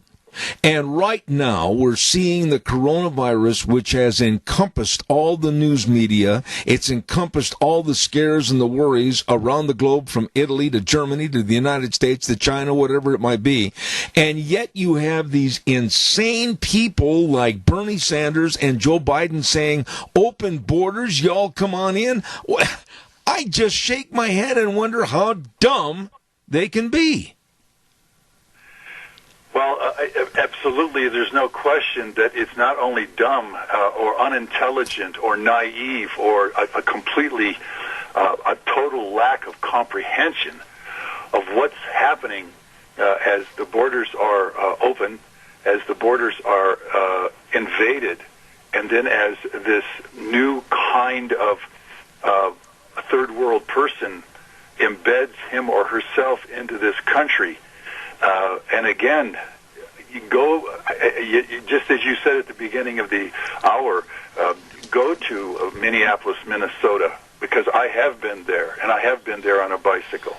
I have been in Los Angeles, and I've seen the misery. There's 62,000 people living in tarp tents in Los Angeles, another 11,000 in San Francisco, another 6,000 in Seattle.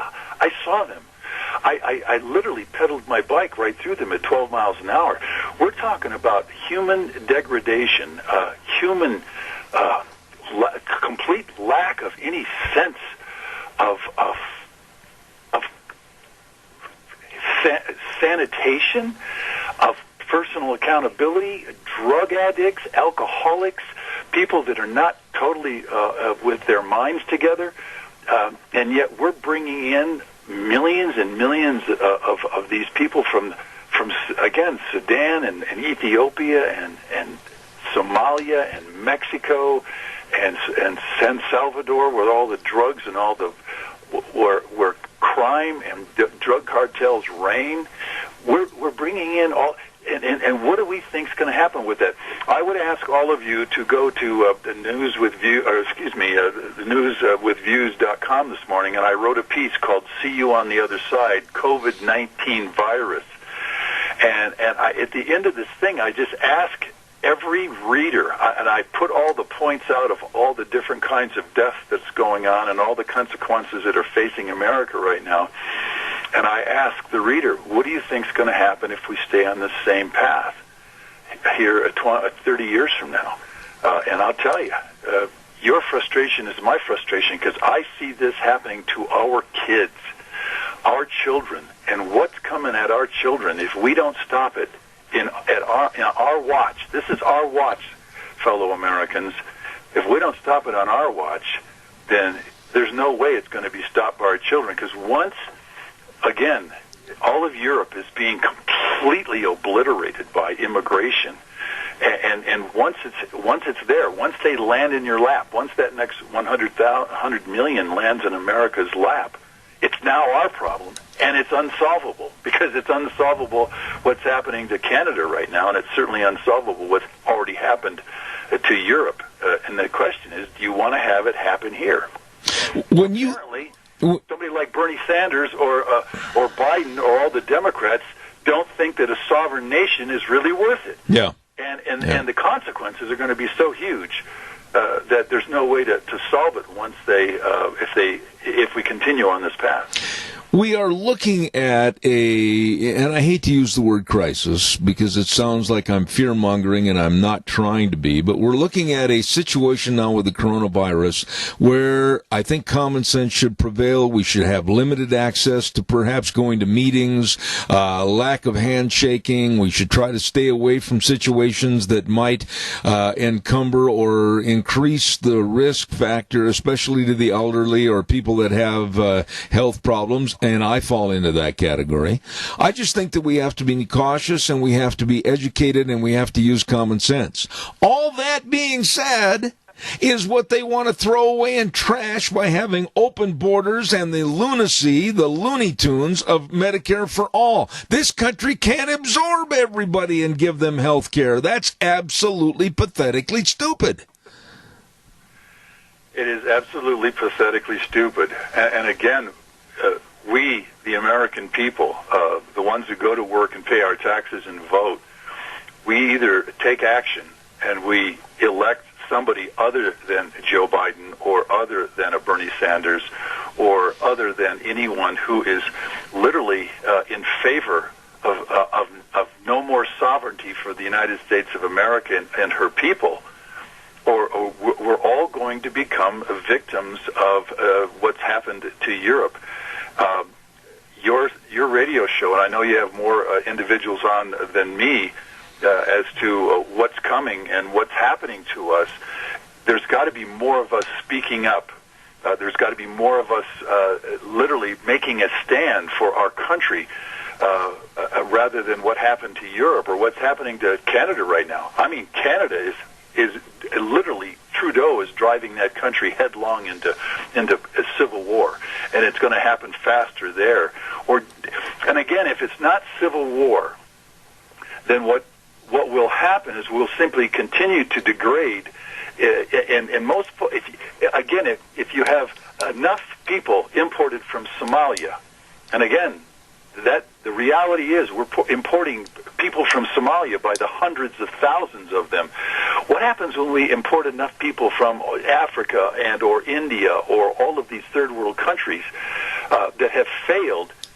What happens when we import enough of them into our country so that they all the Ilhan Omars are the ones that are in Congress and they've taken over, or all the Maxine Waters, or all of these people who are so totally incompetent or unintelligent or lack enough intellectual horsepower to move this country forward. What are we going to do then? Well, we'll just simply degrade America down to a third world country. And I've said it before, and I can't say it enough times. What defines a third world country? Illiteracy. What's happening to our country right now? Illiteracy. I mean, the schools and the flunk out and dropout rates. And I think I've said here in Denver, as high as 67% of Denver public schools, the kids drop out or flunk out. 67%. I got to tell you, the reason that Ben Franklin and the school system started in America is because the Declaration of Independence and the U.S. Constitution are delicate documents. And you have to have intelligent people to carry on a democracy, to carry on this constitutional republic. And right now, we're really losing that as the school systems are not really educating the American people, but we're also getting so many people from so many different cultures that they could care less about the U.S. Constitution. Anybody here listening to this show, do you think a Somalian has any clue as to what the U.S. Constitution means and all of the aspects of it and the responsibilities of it? And the answer is no. It's simply, they don't understand the responsibilities. They can't even participate in the responsibilities of a constitutional republic. So if we don't stop this thing, and again, I've said it for the last number of years, we have to stop all immigration into our country. We don't need any more immigrants. We've got 330 million people. We've got plenty of problems to deal with ourselves. Let's shut the borders down instead of having open borders, and let's stop all immigration into America in order to maintain what we have and sustain what we have and be a viable civilization into the future. Yeah, and right there you've touched on the whole crux of the problem with the coronavirus. I mean, stop the trafficking, stop the movement. We're talking about shutting down the borders. We're talking about a moratorium. Everybody stay where you are in your country, in your lifestyle. Don't add to the method and the madness over here in the United States. I mean, stop. We've got to use some common sense. And common sense is what I would ask all politicians the leaders, if you will. You know, and the thing about these politicians, they're there to serve us. This is a constitutional republic where we elect these people to represent us. We don't elect them to represent some kind of other country or other people from other countries. They're supposed to serve us, and that they are not doing at this point in time. And that's why what we're facing right now has come to such a crisis point. And again, if we continue on this path, Zeb, we are going to go beyond a crisis point until the point is that we become the victims of this massive onslaught of our country, just like Canada is facing right now. And certainly you all know what a nightmare Paris, France is, or the London, England, or Sweden, Stockholm. Go to Stockholm, Sweden, Bergen, Oslo, Norway, Holland, Denmark, Germany. They're a mess. You can't walk down the streets of Italy right now because of the nightmare of what they've allowed into their country. Well, we're doing the same thing to our country right now, and hell is going to pay for all American citizens. And this has nothing to do with your race, your creed, your color, your ethnic group, your language, your religion. All of us here in America are going to pay a severe price if this continuation of immigration, both legal and illegal, continues pouring into this country. And it's a fact, Zeb, that if we don't stop it, the refugees, the United Nations told us that there will be more than 200 million refugees worldwide in the next 10 to 15 years. Anybody think we can handle another 200 million? It's insane. Of these refugees? Insane. If you think we can handle another 200 million, then vote for Bernie or vote for Joe Biden, because you're in the same plane and level of thought that they are. But I got to tell you, think about that. How many more refugees can we take into our country and then simply not collapse ourselves into the same conditions and situations that they fled? Absolutely. I'm just trying to make sense here, Zeb, and I present these facts and ask the questions. How many more refugees and legal and or illegal immigrants can America absorb? How many? 10 million? 20 million? 40 million? 50 million? 100 million? Because that's what's coming. We have got to decide, and we better decide, and we better let...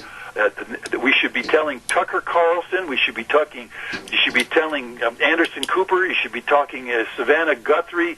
You should be talking to Gail there on the TV in the morning. You should be talking to 60 Minutes. We should be talking to NPR, because those people are not covering this, because we are not pushing this particular issue onto the front plate of all of these people. And as long as they can get away with it, then the invasion will continue. And again, how many more millions or tens of millions of immigrants can we take into this country and still survive ourselves? Absolutely. I'm just asking the question, Zeb. We better start giving some answers to it. Absolutely. Frosty, thank you again for taking the time and providing the effort into a very interesting 30-minute segment. I appreciate you. Golden, Colorado, my dear friend, Frosty Woldridge. And in simple terms, the man is talking sense. That's something that's lacking in our society today. Frosty, God bless you. Thank you so much. And Zev, God bless you. Thank you. Time for the weather forecast. And the weather brought to you by our friends that are right now with their shirt sleeves rolled up, and they are burning the midnight oil.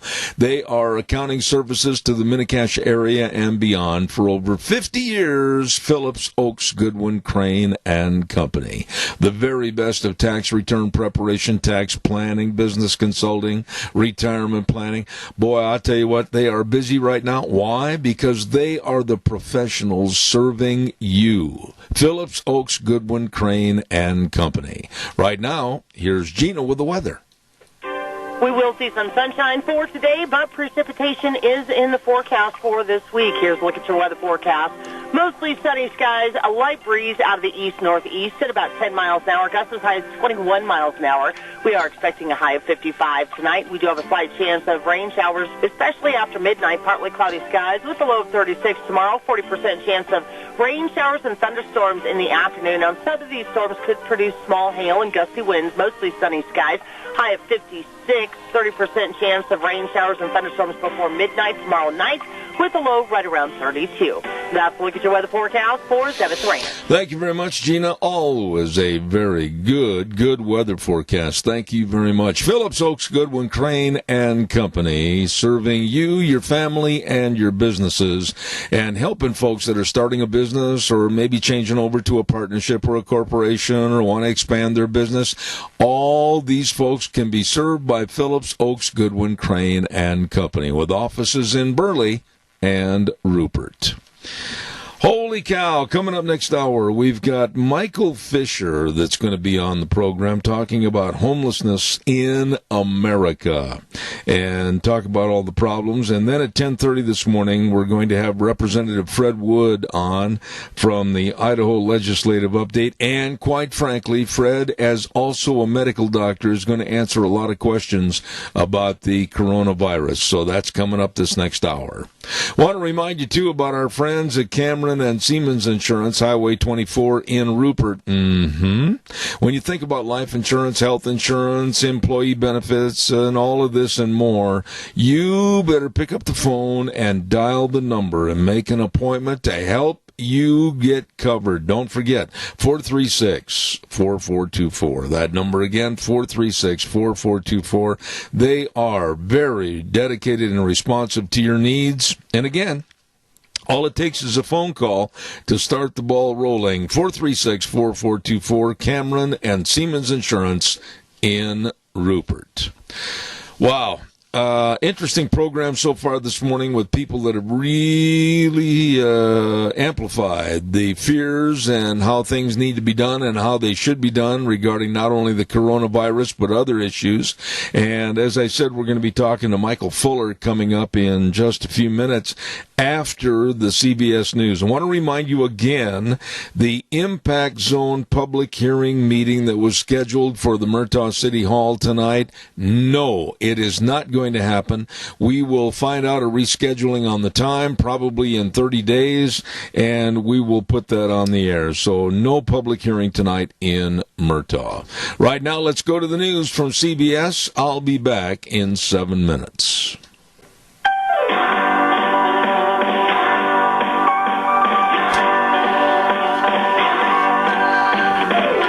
Thank you very much, and welcome back on a Monday, March 16th. Zeb at the Ranch. I'm Zeb Bell, of course, with our major sponsor, your Magic Valley, Les Schwab Tire Centers. All 7 locations involved in a great big spring tire sale right now. You stop in and let them serve you today. Along with our friends at Burley Physical Therapy and Rehabilitation at 1263 Bennett Avenue, Suite 2 in Burley, helping you get back to being you. And our friends at Greystone Crossing Senior Living at 1221 21st Street in Heyburn. And I'm telling you, seniors, this is a beautiful, beautiful place for you. A 12-bedroom home, and all you need to do to check it out is call the number and ask for an appointment time to see this beautiful facility, Greystone Crossing, where they provide 3 meals a day and snacks and housekeeping and local transportation. Matt and Kelly Wiggins are there to serve you. absolutely call this number, 650-4979. They'd be more than happy to show you around the facility where seniors living the good life with friends at Greystone Crossing Senior Living. Real quick note, too, about our friends at 7K Metals. And about 4 months ago, I was introduced into increasing my financial security and future through silver purchases. And that's what I want to talk to you about and share with you about 7K Metals. The folks, Lon Hardy at 312-8699 and Sharon Wilmot at 430-3259, they can help you build your own security bank. And, of course, it's a savings opportunity for you and a valued treasure for your loved ones in the future. Please tell them I told you to call. And that's 7K Metals with silver purchases. Don't wait. You call those good folks today. Right now, let's go to the phone line, and I've been really anxious to have this gentleman come on the program. He is a community advocate and president of New York Central Park South Civic Association. Michael Fisher, how are you, sir? Good morning. Well, I guess I can say I'm doing fine personally, but looks like the rest of the world isn't doing so fine, for sure. There's a lot going on right now. Well, we have a lot going on. Sure, I'm in New York City today, and you'd think it's a ghost town here. I mean, restaurants are closing down. You barely see any cars on the streets. Certainly not the New York City that I'm used to, for sure. Michael, let me ask you this question. Have we gone too far too fast? Have we basically let the fear factor come in and control our lives? What are your thoughts? Are we doing all we can, but are we doing even maybe too much? I keep thinking about that a lot. We have the Internet today. You have Facebook. You have, all the different sites where people communicate. You have cable TV. You have so many different outlets now. And radio, obviously my favorite radio. You have so many different outlets out there where people can get news and everything that, people are just, I call it the toilet paper panic. Every store you go to, you can't find a roll of toilet paper. And I just think that people just, it just snowballs into something, where people just they hear the news, they panic and panic and panic. And, I personally don't think I think that while you can't underestimate the seriousness of the virus, the coronavirus, in my own personal opinion, I don't think it's as serious as we think it is, but it's certainly something that has to be dealt with, for sure. But I do think that people are going a little bit crazy. I mean, buying, 100 rolls of toilet paper in a supermarket, I think, says a lot about the mentality of what's going on out there. For sure. I totally agree with you. I want to talk about another epidemic, and I personally have seen this on the West Coast in California, and it's the homeless attitude that is an epidemic sweeping across this country. Let me ask you a very simplistic question. Why? Why is this homeless epidemic being allowed to grow, fester, and increase in numbers every day? Why isn't something being done, and why has it been so exacerbated the way it is today? It's what you call progressive politics. These are politicians in cities around the country, like New York City, Los Angeles, San Francisco, Portland, New Orleans, Austin, Texas, and so on and so forth, where you have politicians that are very progressive, and it's an optics thing for them. For whatever reason, they feel that if somebody wants to sleep in the streets, and that's where they want to be, and that they don't want to be anywhere else, and they have the right to stay there.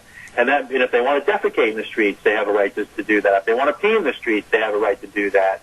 And they don't want to be the ones to remove them from the streets. And what I've been trying to tell a lot of people, including a lot of politicians, is I think the optics of that looks really bad. I mean, I think that what we should be doing is, first of all, it's a national crisis. So all the states that have these problems, we should be partnering with the federal government. We should sit down and have a summit, and we should try to come up with some solutions on how to deal with this problem. I mean, there's plenty of public land, both statewide in all the major states as well as federal, where we can, where there's vacant buildings or where you can put up buildings at much less cost. and where you can build rehabilitation facilities. The people on the streets are mentally ill. They don't want to leave the streets. They don't want to go into any kind of shelter programs. They're scared, and so they stay there. And we need to, I don't want to use the word force, but we need to help them off the streets and get them into some kind of programs where they get rehabilitated, where maybe 30-40% of them could actually get to the point where they could be trained for jobs, get jobs, and then maybe get into affordable housing type programs. So what's happening here right now is that unfortunately our friends, the politicians, don't want to act on any of these things. They just want to leave them out on the street. So what's happening is you're getting a buildup of people that are sleeping on the streets in all the different in all the major cities, and it's going to get worse and worse until we deal with it. Now we have a situation right now with the coronavirus, unfortunately, where the homeless are twice as likely to catch it, and 10 times likely to pass it on to somebody else. I mean, they go into Dunkin' Donuts. I don't know if you have Dunkin' Donuts in Idaho or not, but Starbucks, I'm sure you have. They go into Starbucks. They go into a lot of these fast food places. They touch the counters, the faucets. Maybe they sneeze and cough, and people are more likely to get it. Now, with what's going on, I know in New York City and some of the major cities, I know they were shutting down restaurants, and I know we're, I know, for example, a Starbucks right near my building, actually in my building, they took all the seats out, all the tables out, so people go in, they get their coffee, and they leave. But, I think that you don't want to be near people that potentially are carrying this virus. And the reality is you could have quite a few people that are homeless carrying it. I know, for example, in New York City, you get a lot of homeless people that are sleeping and living in Grand Central Station, in subway cars, bus stations, etc. So if people are going into these places, they're at greater risk of catching it. And of course, our politicians just have never thought this out, and they're just letting this build up, making it worse and worse. And it's kind of a scary thing. Now, when this virus passes, with having all these people on the streets, and you're having people defecating and needles and all the other stuff that goes along with it, and the filth out in the streets, the garbage on the streets that they leave behind, it's possible we could get another virus. That would be a result of this. So our politicians really need to act on this sooner than later. And hopefully they're not going to wait like they do with everything else to the last minute and things get so bad. Michael, I honestly, and of course you know so much more about this than I do because you live in it and by it every day. But when I've had visits to these major cities on the West Coast, it just absolutely has turned my stomach.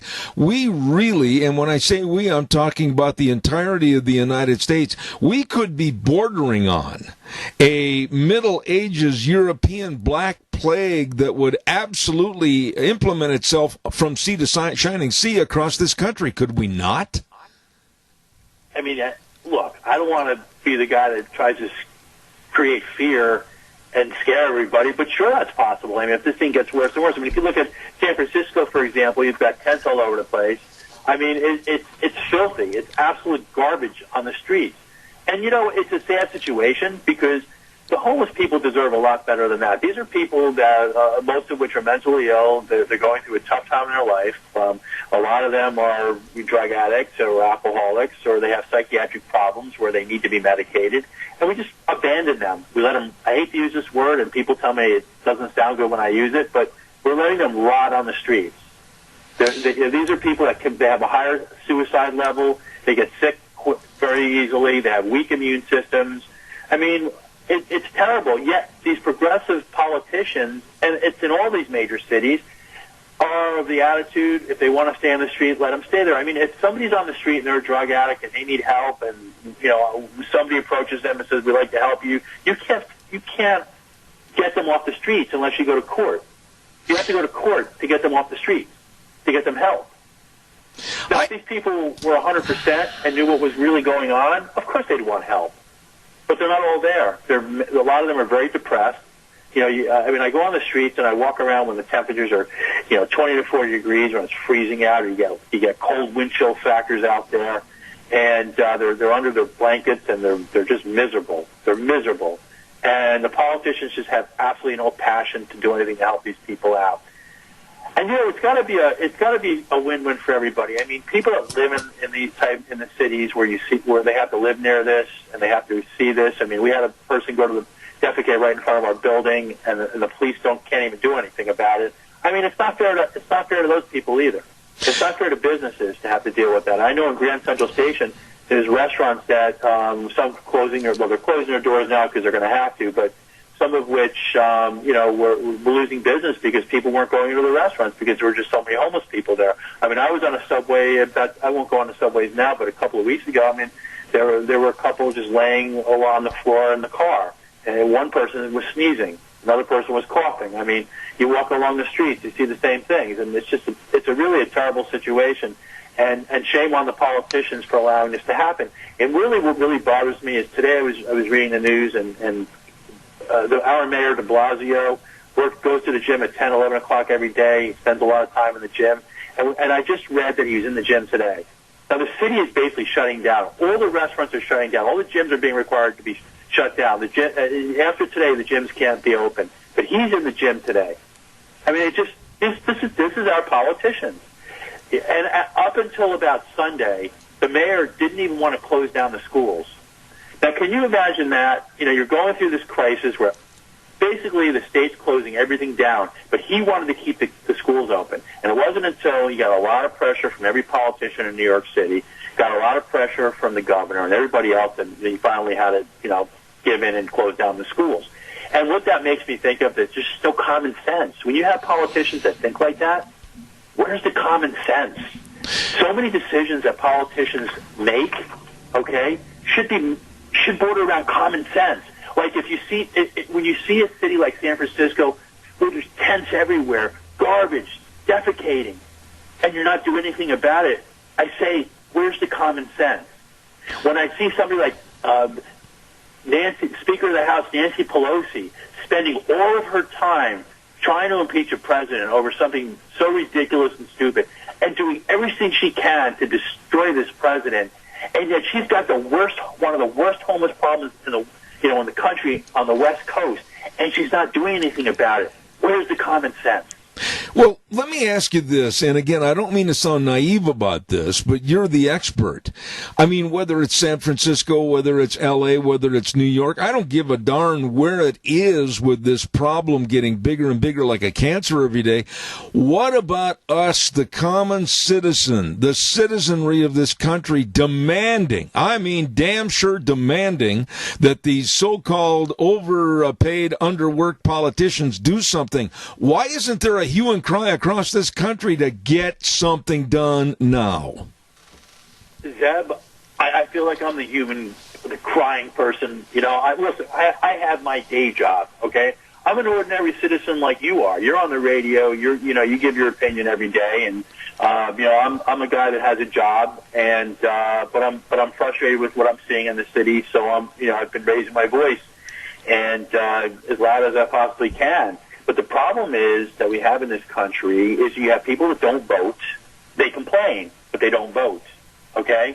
Then there are people who vote, but they vote in the same people that are not doing a good job.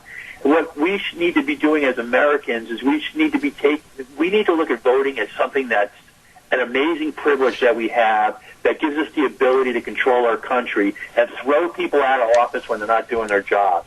And even if you're a Democrat and you don't like what your politician's doing, and by the way, a lot of the Democratic politicians are not doing a good job in a lot of these cities, then you should vote Republican and get rid of them and not allow this to happen. And if you do that enough, you're going to send a message to politicians that if you don't do your job the way you're supposed to, we're going to throw you out of office.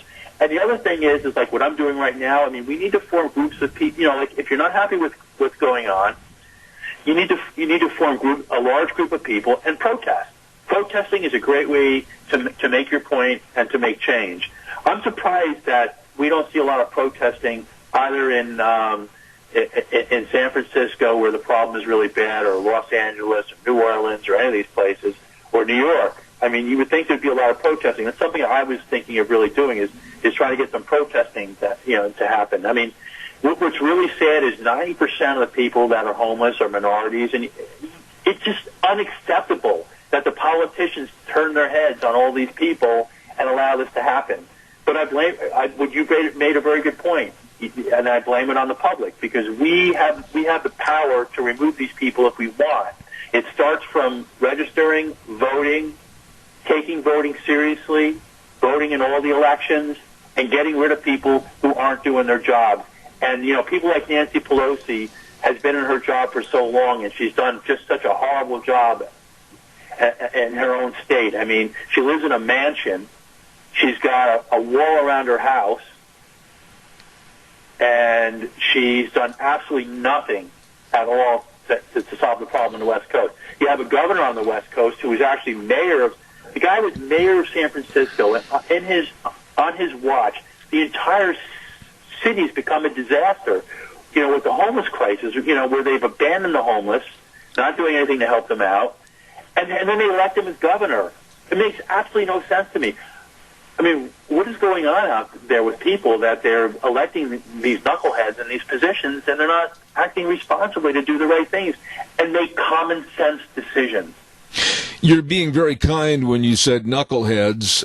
Let me go one step further into another segment of our society that I point the finger at and I condemn for a lousy, filthy job that they have not done, and that's the news media itself. I don't think, besides Tucker Carlson and that expose he had on homelessness for both San Francisco, L.A., etc., I don't think the media is doing their job at all. Do you? I agree with you. I mean, I think Tucker. First of all, I think Tucker does a nice job on his show. He really does. And I'm going to try to get on his show and talk because he's one of my favorites. You're right. I don't think that the media does a good job at all. I mean, I would like to see CNN, MSNBC. I would like to see all the major media outlets address these issues, and talk about them, but they don't. Because they make the politicians look bad. They don't want to make their politicians look bad. And I got to tell you, one of the biggest fears I have is if we get, if for whatever reason Trump doesn't get reelected, it could be a disaster. Things are just going to get even worse with what's going on, in my opinion, at least. If you could be the mayor for the day, or a week, let's say, in fairness, and get rid of de Blasio, that I don't think has got the brains of a hockey puck, what would you do first and foremost to try to at least slow this problem down? What are some of the steps that need to be done? Well, first of all, I'd surround myself with competent people. I would, when it comes to the homeless, I would get rid of the current person they have running the Department of Homeless.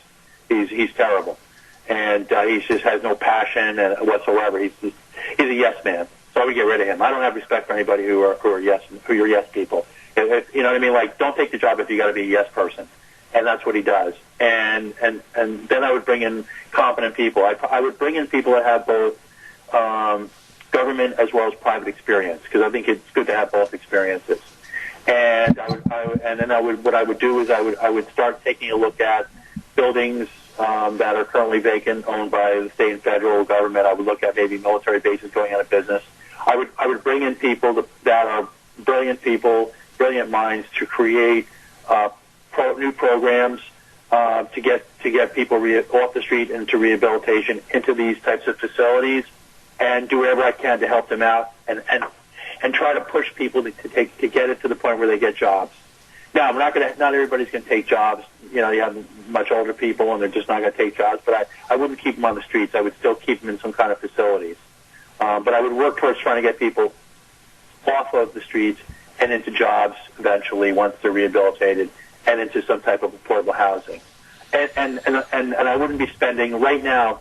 The mayor in New York City has a program where he's spending $1 billion to open up 90 shelters in the most expensive buildings in the city, owned by slumlords, run by company, and these facilities are run by companies that are making millions of dollars. So right now our budget in the city is $3 billion, and it's doing nothing to get the people off the streets. All they're doing is transferring people into these facilities that are in hotels. If somebody gets out of jail, they may go into these types of shelter programs. But the people that are mentally ill that don't want any help, and that's quite thousands and thousands of them, are on the streets, and they're not going to go into any of these facilities, and they're not being helped. And that's where we're going to have a big growth. So I would be focusing a lot of attention to get them off the streets. But I would focus also the people that are going in the shelters to have rehabilitation programs to help them out, to get them back into jobs. What we should be doing is getting people back into jobs. In the year 2020, we have other than the mess we have right now with the virus, things will get better. The virus will go away, and we have a great economy. We have a lot of jobs out there, and there's a job for everybody out there, and there's no reason in the world why we can't get 30 to 40 or maybe 50 or maybe even more percent of these people that are homeless back to normal, feeling better, and into jobs. Absolutely. And that's what I would be focusing on. I wouldn't be focusing on just throwing people into expensive buildings and not rehabilitating them, and then ignoring the people that don't want to go into these shelters and leaving them on the streets. Absolutely. Right now. Absolutely. It's a pretty sad state of affairs, in my opinion. Absolutely. You know, Michael, you are refreshing to have on the program because it makes me feel like there are people that care and there are people that know and understand. And I want to say a great big shout out to Michael Fisher, community advocate and president of New York Central Park South Civic Association. God bless you, man. Keep up the good fight, and please come back on the program in the future. My pleasure. It's good talking to the people out there in Idaho. You're a great group of people. You have a wonderful state there. All right, sir. Potatoes. I'll send you some potatoes. I'll get your address and send you some. My son's a big spud farmer. I love Idaho. You have such a great state. All right. Thank you, my friend. We appreciate it. God bless you. Michael Fisher back in New York. Glad to have him on the program here this morning. Let's see. I've got to pay some bills here real quick, and then we're going to go to the break at the bottom of the hour over at the main studio. I want to remind you when it comes to electronics, I mean, all kinds of electronics. I mean, it puts me up on the shelf compared to all the knowledge that a lot of people have about various issues that they need, various and sundry items. Oh, my goodness. Well, I can tell you this in a nutshell, that Patterson's Electronics at 421 East Main in Burley, they've got everything. They've got all the power cords and the monster cables, and they've got all the home theater systems and the surveillance cameras and all the car stereo audio systems. Oh, my. And they've got all your TVs. For whatever you need electronically, I urge you to call or stop in and see Curtis and Lorena today. They're open Monday through Saturday 9 to 6, and that's Patterson's Electronics, 421 East Main in Burley. Give them a call, 678-6997, Patterson's Electronics. Want to also remind you about our friends over at Lee's Furniture, Floors, and More. Holy moly, let me tell you, they're having a big sale going on right now. Almost everything is on sale. Seriously, and they're getting new shipments every day of flooring and carpet and all your furniture needs, like your recliners. They've got the largest selection of recliners you ever going to find or ever want to look at or ever want to try on. Yeah, you got to try them on to make sure they fit you. Sofas, love seats, dining room sets, it's all there, and you can save money right now at Lee's Furniture, Floors, and More. Where are they? Thought you'd never ask. 459 Overland in Burley. Jeff and the crew serving you at Lee's Furniture, Floors, and More. Right now, we'll send it over to Wheels. We'll be back with the Idaho Legislative Update in just a few minutes. And now, back to Zeb at the Ranch on AM 1230 KBAR. To reach Zeb, call 436-2244 or toll free 1-866-927-4587. And now, here is Zeb Bell. Well, we're going to hop to it right away and mention that we're headed into the Idaho Legislative Update. And we want to say big thank you to Clay Handy and Handy Truck Lines at 400 West, 100 South of Paul for being our sponsor of this 30-minute segment during the legislative session. Handy Truck Lines established in 1928, and let me tell you something, they deliver the goods, not only to Idaho, but our surrounding states, and they are very well respected as being a leader in transportation. Handy Truck Lines, thank you very much. On the program right now this morning, I want to issue a great big welcome again to, this man's been a friend of mine, besides being our representative for a long time, and I have the utmost respect for him because he is also a doctor and he knows and understands what's going on. Representative Fred Wood, good morning, sir. Good morning, Zeb. How are you? I'm good, and I want to tell you how much I appreciate you taking the time. Let's quickly, and I don't want to spend a lot of time on this, but the legislative session drawing to a close, the curtain about ready to come down. Give us a quick synopsis. Zeb, I just spoke with the speaker about 9:30. What we're going to try and do is finish up all legislation today and tomorrow.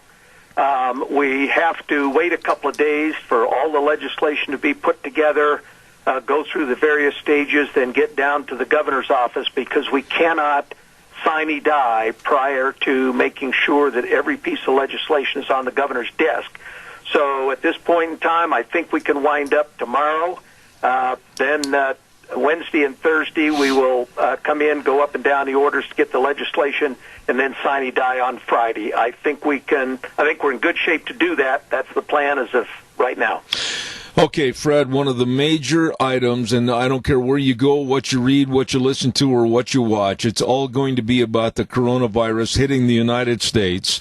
There are 65 deaths that have been attributed to the coronavirus right now as we speak. That number is fluctuating, and so much going on with closures, etc. From a medical doctor's viewpoint, I want to hear from you what should be done, what is being done, and where we're at, please. Well, Zeb, when it comes to a contagion like this, or a contagious outbreak, this has the potential to be catastrophic if it gets away from us. However, if we do the appropriate things correctly and we stop the contagion before it gets into very many communities, we'll come out of this okay. But the important thing is to close the barn door before the horse gets out of the barn. You cannot let the horse get out of the barn, because then is when the catastrophic consequences come. In any contagion, when you start getting a certain amount of community transmission as opposed to transmission from people contacting it somewhere else and then coming into Idaho, then you lose. So far, we've only got 5 confirmed cases in Idaho, and all 5 of them contracted their illness out of state and brought it in. We have no community transmission that we're aware of so far in the state of Idaho. So we're doing all the right things. Everybody may seem that this is overkill right up front, but that's what you have to do to stop it before we get into community transmission in the state, Zeb. All right, let me ask you this, and I'm going to ask a lot of questions, so bear with me, and we'll try to keep these kind of in a shotgun approach. The elderly... keep the answer short. Well, and I appreciate that, Fred, but the elderly seem to be, correct me again if I'm wrong or make a misstatement, seem to be the most susceptible for this coronavirus. What would you tell my audience, let's say 50 years on up, precautions, what to do, what not to do? Go ahead. Well, the first thing you need to do is, the second that you become symptomatic at all with either a sore throat, a cough, or a fever, or any combination, you immediately self-isolate. Secondly, anybody over 50 years old should not be attending any social gatherings or social groups or anything like that. You don't attend church services. You don't attend any non-essential meetings of any kind. If it's related to work, yes, go do it. Other than that, stay home. Have good hygiene. Make sure that you wash your hands thoroughly several times a day. Don't touch your face, etc. That's for starters what you do. Next, if you get any symptoms at all, I've got some numbers that I'm going to give you, Zeb, a couple of numbers to call, and don't go see a healthcare provider, and particularly the emergency department, without calling ahead and notifying people. I have a number here where anybody in the Magic Valley area can call if they think they are symptomatic, and from there, they will take over, tell you where to go, how to be tested, etc. All right, go ahead, Fred, please. Okay. The very first number that you want to call is South Central Public Health. They have a COVID-19 call center number, and that number is 208-737-1138. All right. Again, 208-737-1138. Next would be to call the main number at Kasia Regional Hospital or Mendoza Memorial. And Kasia is 208-678-4444. And Mendoza Memorial is 208-436-0481. The fourth number is Riverview Urgent Care, which is 208-678-6996.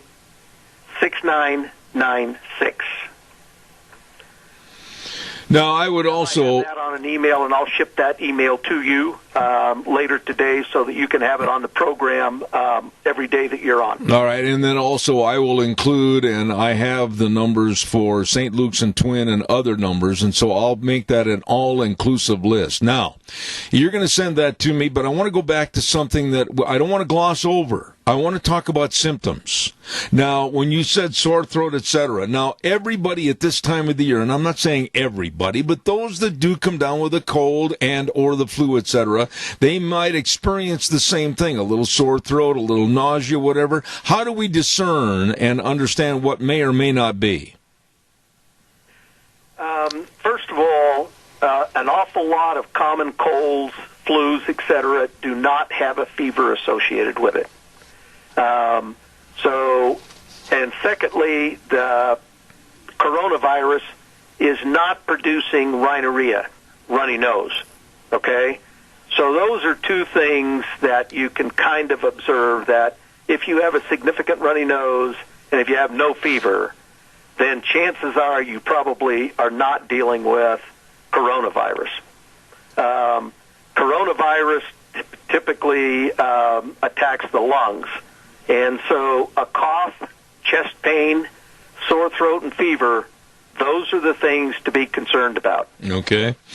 Now, Fred, there has been talk, and I want you to answer some of these real quick. What about with warmer climes, warmer temperatures occurring naturally because we're going into the spring of the year? I've heard people say that will be a fighting against the virus itself when it warms up. What are your thoughts? That may well be the case, although we don't know about this virus in particular because this is a brand new virus, Zeb, that we've never had before. Now, coronaviruses are very common. They typically are prevalent in the kids, and that's why they think that the kids are not being affected because there may be crossover immunity because of the circulating coronaviruses in the pediatric population.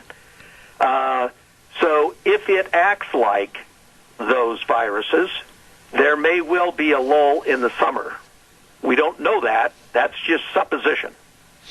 All right, what about, and this is one thing I'm very concerned about. I've had at least 10 calls on this morning before the program started.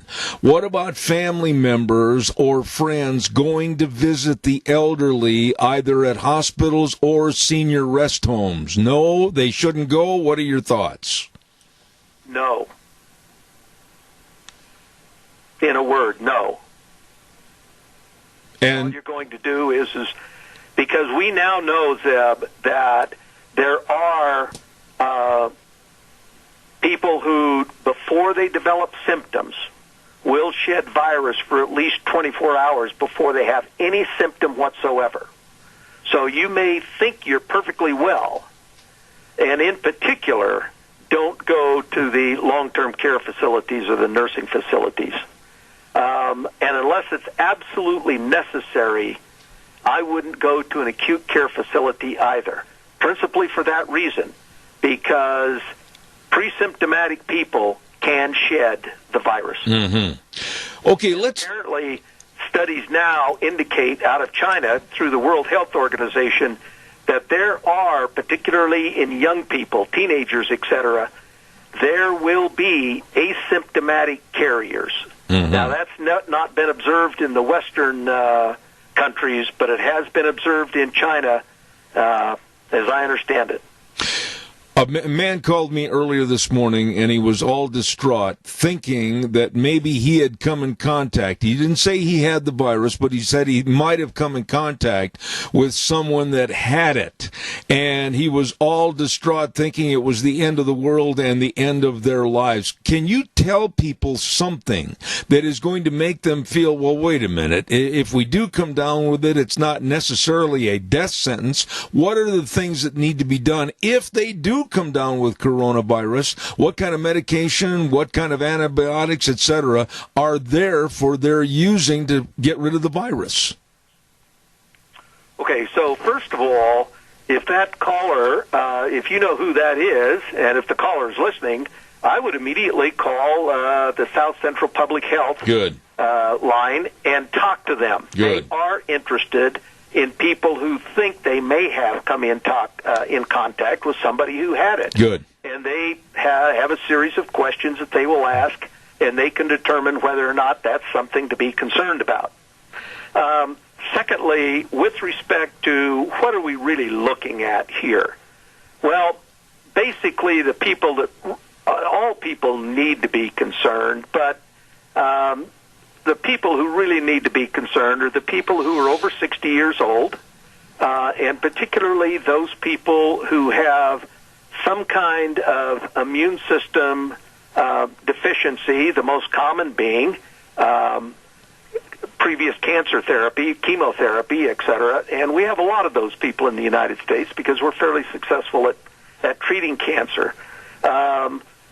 And secondly is the population that in their 80s and 90s, of which we have a lot of in the United States, they're in long-term care facilities or being taken care of at home. Those are the people who are at significant risk. But even those, Zeb, it's not a death sentence. Now, the older you get, the more apt you are to run into significant problems or death resulting from it. But it's not necessarily the case. To put it into perspective, I think the overall mortality rate, taking everybody, that most scientists agree around the world now that it's going to wind up being somewhere between 1.4 and 3.2%. Now, that is significantly higher than the flu. A bad flu year is 0.1%. But still, it's not the end of the world. I mean, but it's certainly it's something you don't want, and you need to take every single precaution you can to prevent getting it and to prevent spreading it. Let me ask you this, Fred. You've always been a straightforward person on this program, and over the past couple of days, I personally have witnessed the panic buying and the hoarding and the taking products off the shelves in a I'm going to be selfish and buy it all and to heck with everybody else attitude. What would you tell to the people about panic buying that's going on right now? Don't do that. Seb, the cows are being milked every day, and they're all being milked every day, okay? And stores have a good, steady supply of products coming in. You can't find any kind of paper products in any of the stores, etc. That's simply wrong. I think that if we listen to the scientists and we listen to the people who have led us through these contagions before, we will get out ahead of this, and there won't be a necessity for that. It's probably good to always have 2 or 3 weeks supply of groceries around, but you can go way overboard doing that. And I don't, everyone listening, what we can't do here is panic. Mm-hmm. We can't operate on fear. We do have to be really smart. We do have to get out ahead of this.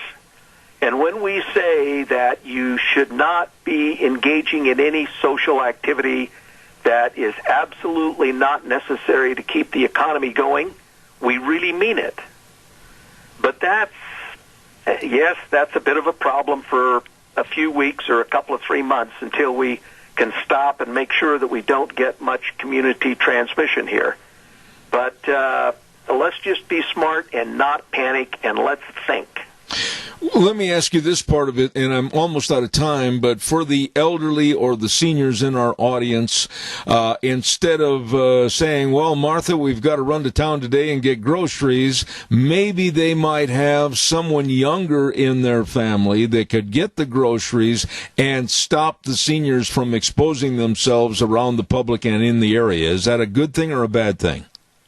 That's an excellent idea, Zeb. That is an excellent idea, and don't take the whole family.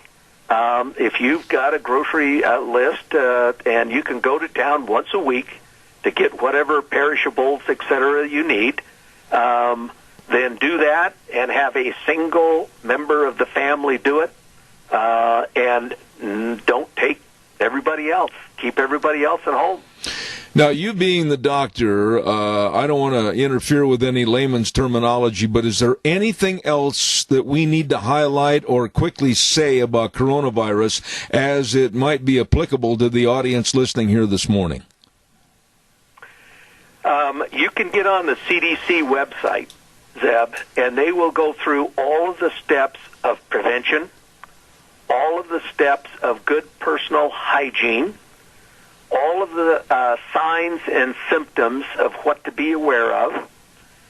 I think it's terribly important for everybody to remember that if you think you are, if you fit the criteria of the signs and symptoms, then for goodness sakes, call first and find out where to go to be evaluated and tested. I think the worst thing in the world we can do is if you think that you have symptoms, don't immediately go to your medical provider or even worse, the emergency department without calling ahead and making sure where you're supposed to go, notifying people that you're concerned and you may have an issue so that they can direct you. That, you know, we've got places in the hospital. I talked to Ben Smalley this morning. There are places in the hospital in Burley, and I'm sure in Rupert, where they can isolate you, etc. But you don't want to parade through the whole hospital getting to that area. They can tell you where to be tested, and if its symptoms are mild, etc., or moderate, you're going to stay home until a certain point. You're not going to be put in the hospital. So that's what you want to do. Let's just be calm, cool, collected here. Everybody has enough information now to know what to do right and in an appropriate time. All we need to do is just carry that out. I can't tell you how much I appreciate your extreme knowledge on this. As a medical professional, Fred Wood, our representative, and also up at the Idaho Legislative Update, of which they're going to trying to close shop up this week, as a matter of fact. Fred, God blessings to you, and when you get home, please call the program and we'll have you back on here to discuss this further and with any more things that might have changed on the coronavirus issue. Thank you so very much. Zeb, I'll plan on coming on next week. You just let me know the date and hour. I will do that, my friend. Representative Fred Wood up at the Legislative Update today, playing the role as he used to as a doctor. And I certainly appreciate him coming on and talking about the coronavirus. And, of course, the Legislative Update brought to you by Handy Truck Lines, established in 1928 and still serving Idaho and all the surrounding area. They do deliver the goods. Thank you, Fred Woods. We appreciate it. Weather forecast coming up right now, brought to you by Scarrows Meats, 331 North Road, Jerome. Telephone number to call Don and the crew, 324-7657. Or you can go to their website and check out all the delicious meats at scarrowsmeats.com. Check it out today. Bacons and all the tri-tips and all the sausages and the bratwurst. The list goes on. And they are the best at Scarrows Meats. Right now, here's Gina with the weather. We will see some sunshine for today, but precipitation is in the forecast for this week. Here's a look at your weather forecast. Mostly sunny skies, a light breeze out of the east-northeast at about 10 miles an hour, gusts as high as 21 miles an hour. We are expecting a high of 55 tonight. We do have a slight chance of rain showers, especially after midnight, partly cloudy skies with a low of 36 tomorrow, 40% chance of rain showers and thunderstorms in the afternoon. Now, some of these storms could produce small hail and gusty winds, mostly sunny skies, high of 56, 30% chance of rain showers and thunderstorms before midnight tomorrow night, with a low right around 32. That's a look at your weather forecast for Zebeth Ranch. Thank you, Gina. Brought to you by Scarrows Meats. Don and the crew at 331 North Road, Jerome. Remember, at Scarrows Meats, they are changing the way we eat, one delicious bite at a time. Caller, I've got 1 minute. That's all. Go quickly. Well, Zeb, I think that this overreaction is making people aware that weren't aware before, that didn't seem to be politically involved. All of a sudden they are, and they're going to realize there's no way they can, you can hold Trump accountable for this. Anybody in their right mind knows this isn't his fault. And I get the feeling that people are so fed up with this overreaction that at this point they can't wait to go and cast their vote for Mr. Trump, because this kind of intrusion into our lives in this situation, sure, we need to be cautious, but we don't need to overreact. Absolutely. And I know somebody who, is very high up in the state medical association, I can't get into it too much, who thinks that the overreaction is just that. And so this person is very, grounded. I got to run, Randy. That was something that I just found out a little bit ago. I got to run, but we'll talk more about this tomorrow morning. Thank you for your call. I do appreciate it. Thank you. Want to remind everybody that this program brought to you by our major sponsor, your Magic Valley Les Schwab Tire Centers, and they are having right now at all 7 locations a great big spring tire sale. Now is the time to plan for the best of tires for your car, pickups, SUVs, horse trailers, boat trailers, whatever. Get in there. All the different tread designs, all the sizes at this big spring tire sale, and save money. I'll tell you what, along with that, get prepared with the best in brake service. Absolutely, with highly trained brake technicians. Front end alignment, shocks and struts, batteries, all of this and more at all 7 locations serving you. They know, they care, they are the professionals. Lane and Rupert, Dave on Blue Lakes and Twin, Mike and Buell, Mike and Jerome, the Twist family and Paul, Daniel on Poline in Twin Falls, and Trent on Overland in Burley, the best. That's not bragging, that's a fact. Your Magic Valley Les Schwab Tire Centers. Got to get out of here. Tomorrow, another big day right here on Zeb at the Ranch, starting at 8:06. And we always say when we end the program, the way things were or the way things ought to be. And the 4 words that mean more than ever today that we really say at the end of the program, in God we trust. See you tomorrow morning at 8:06. You have a good day.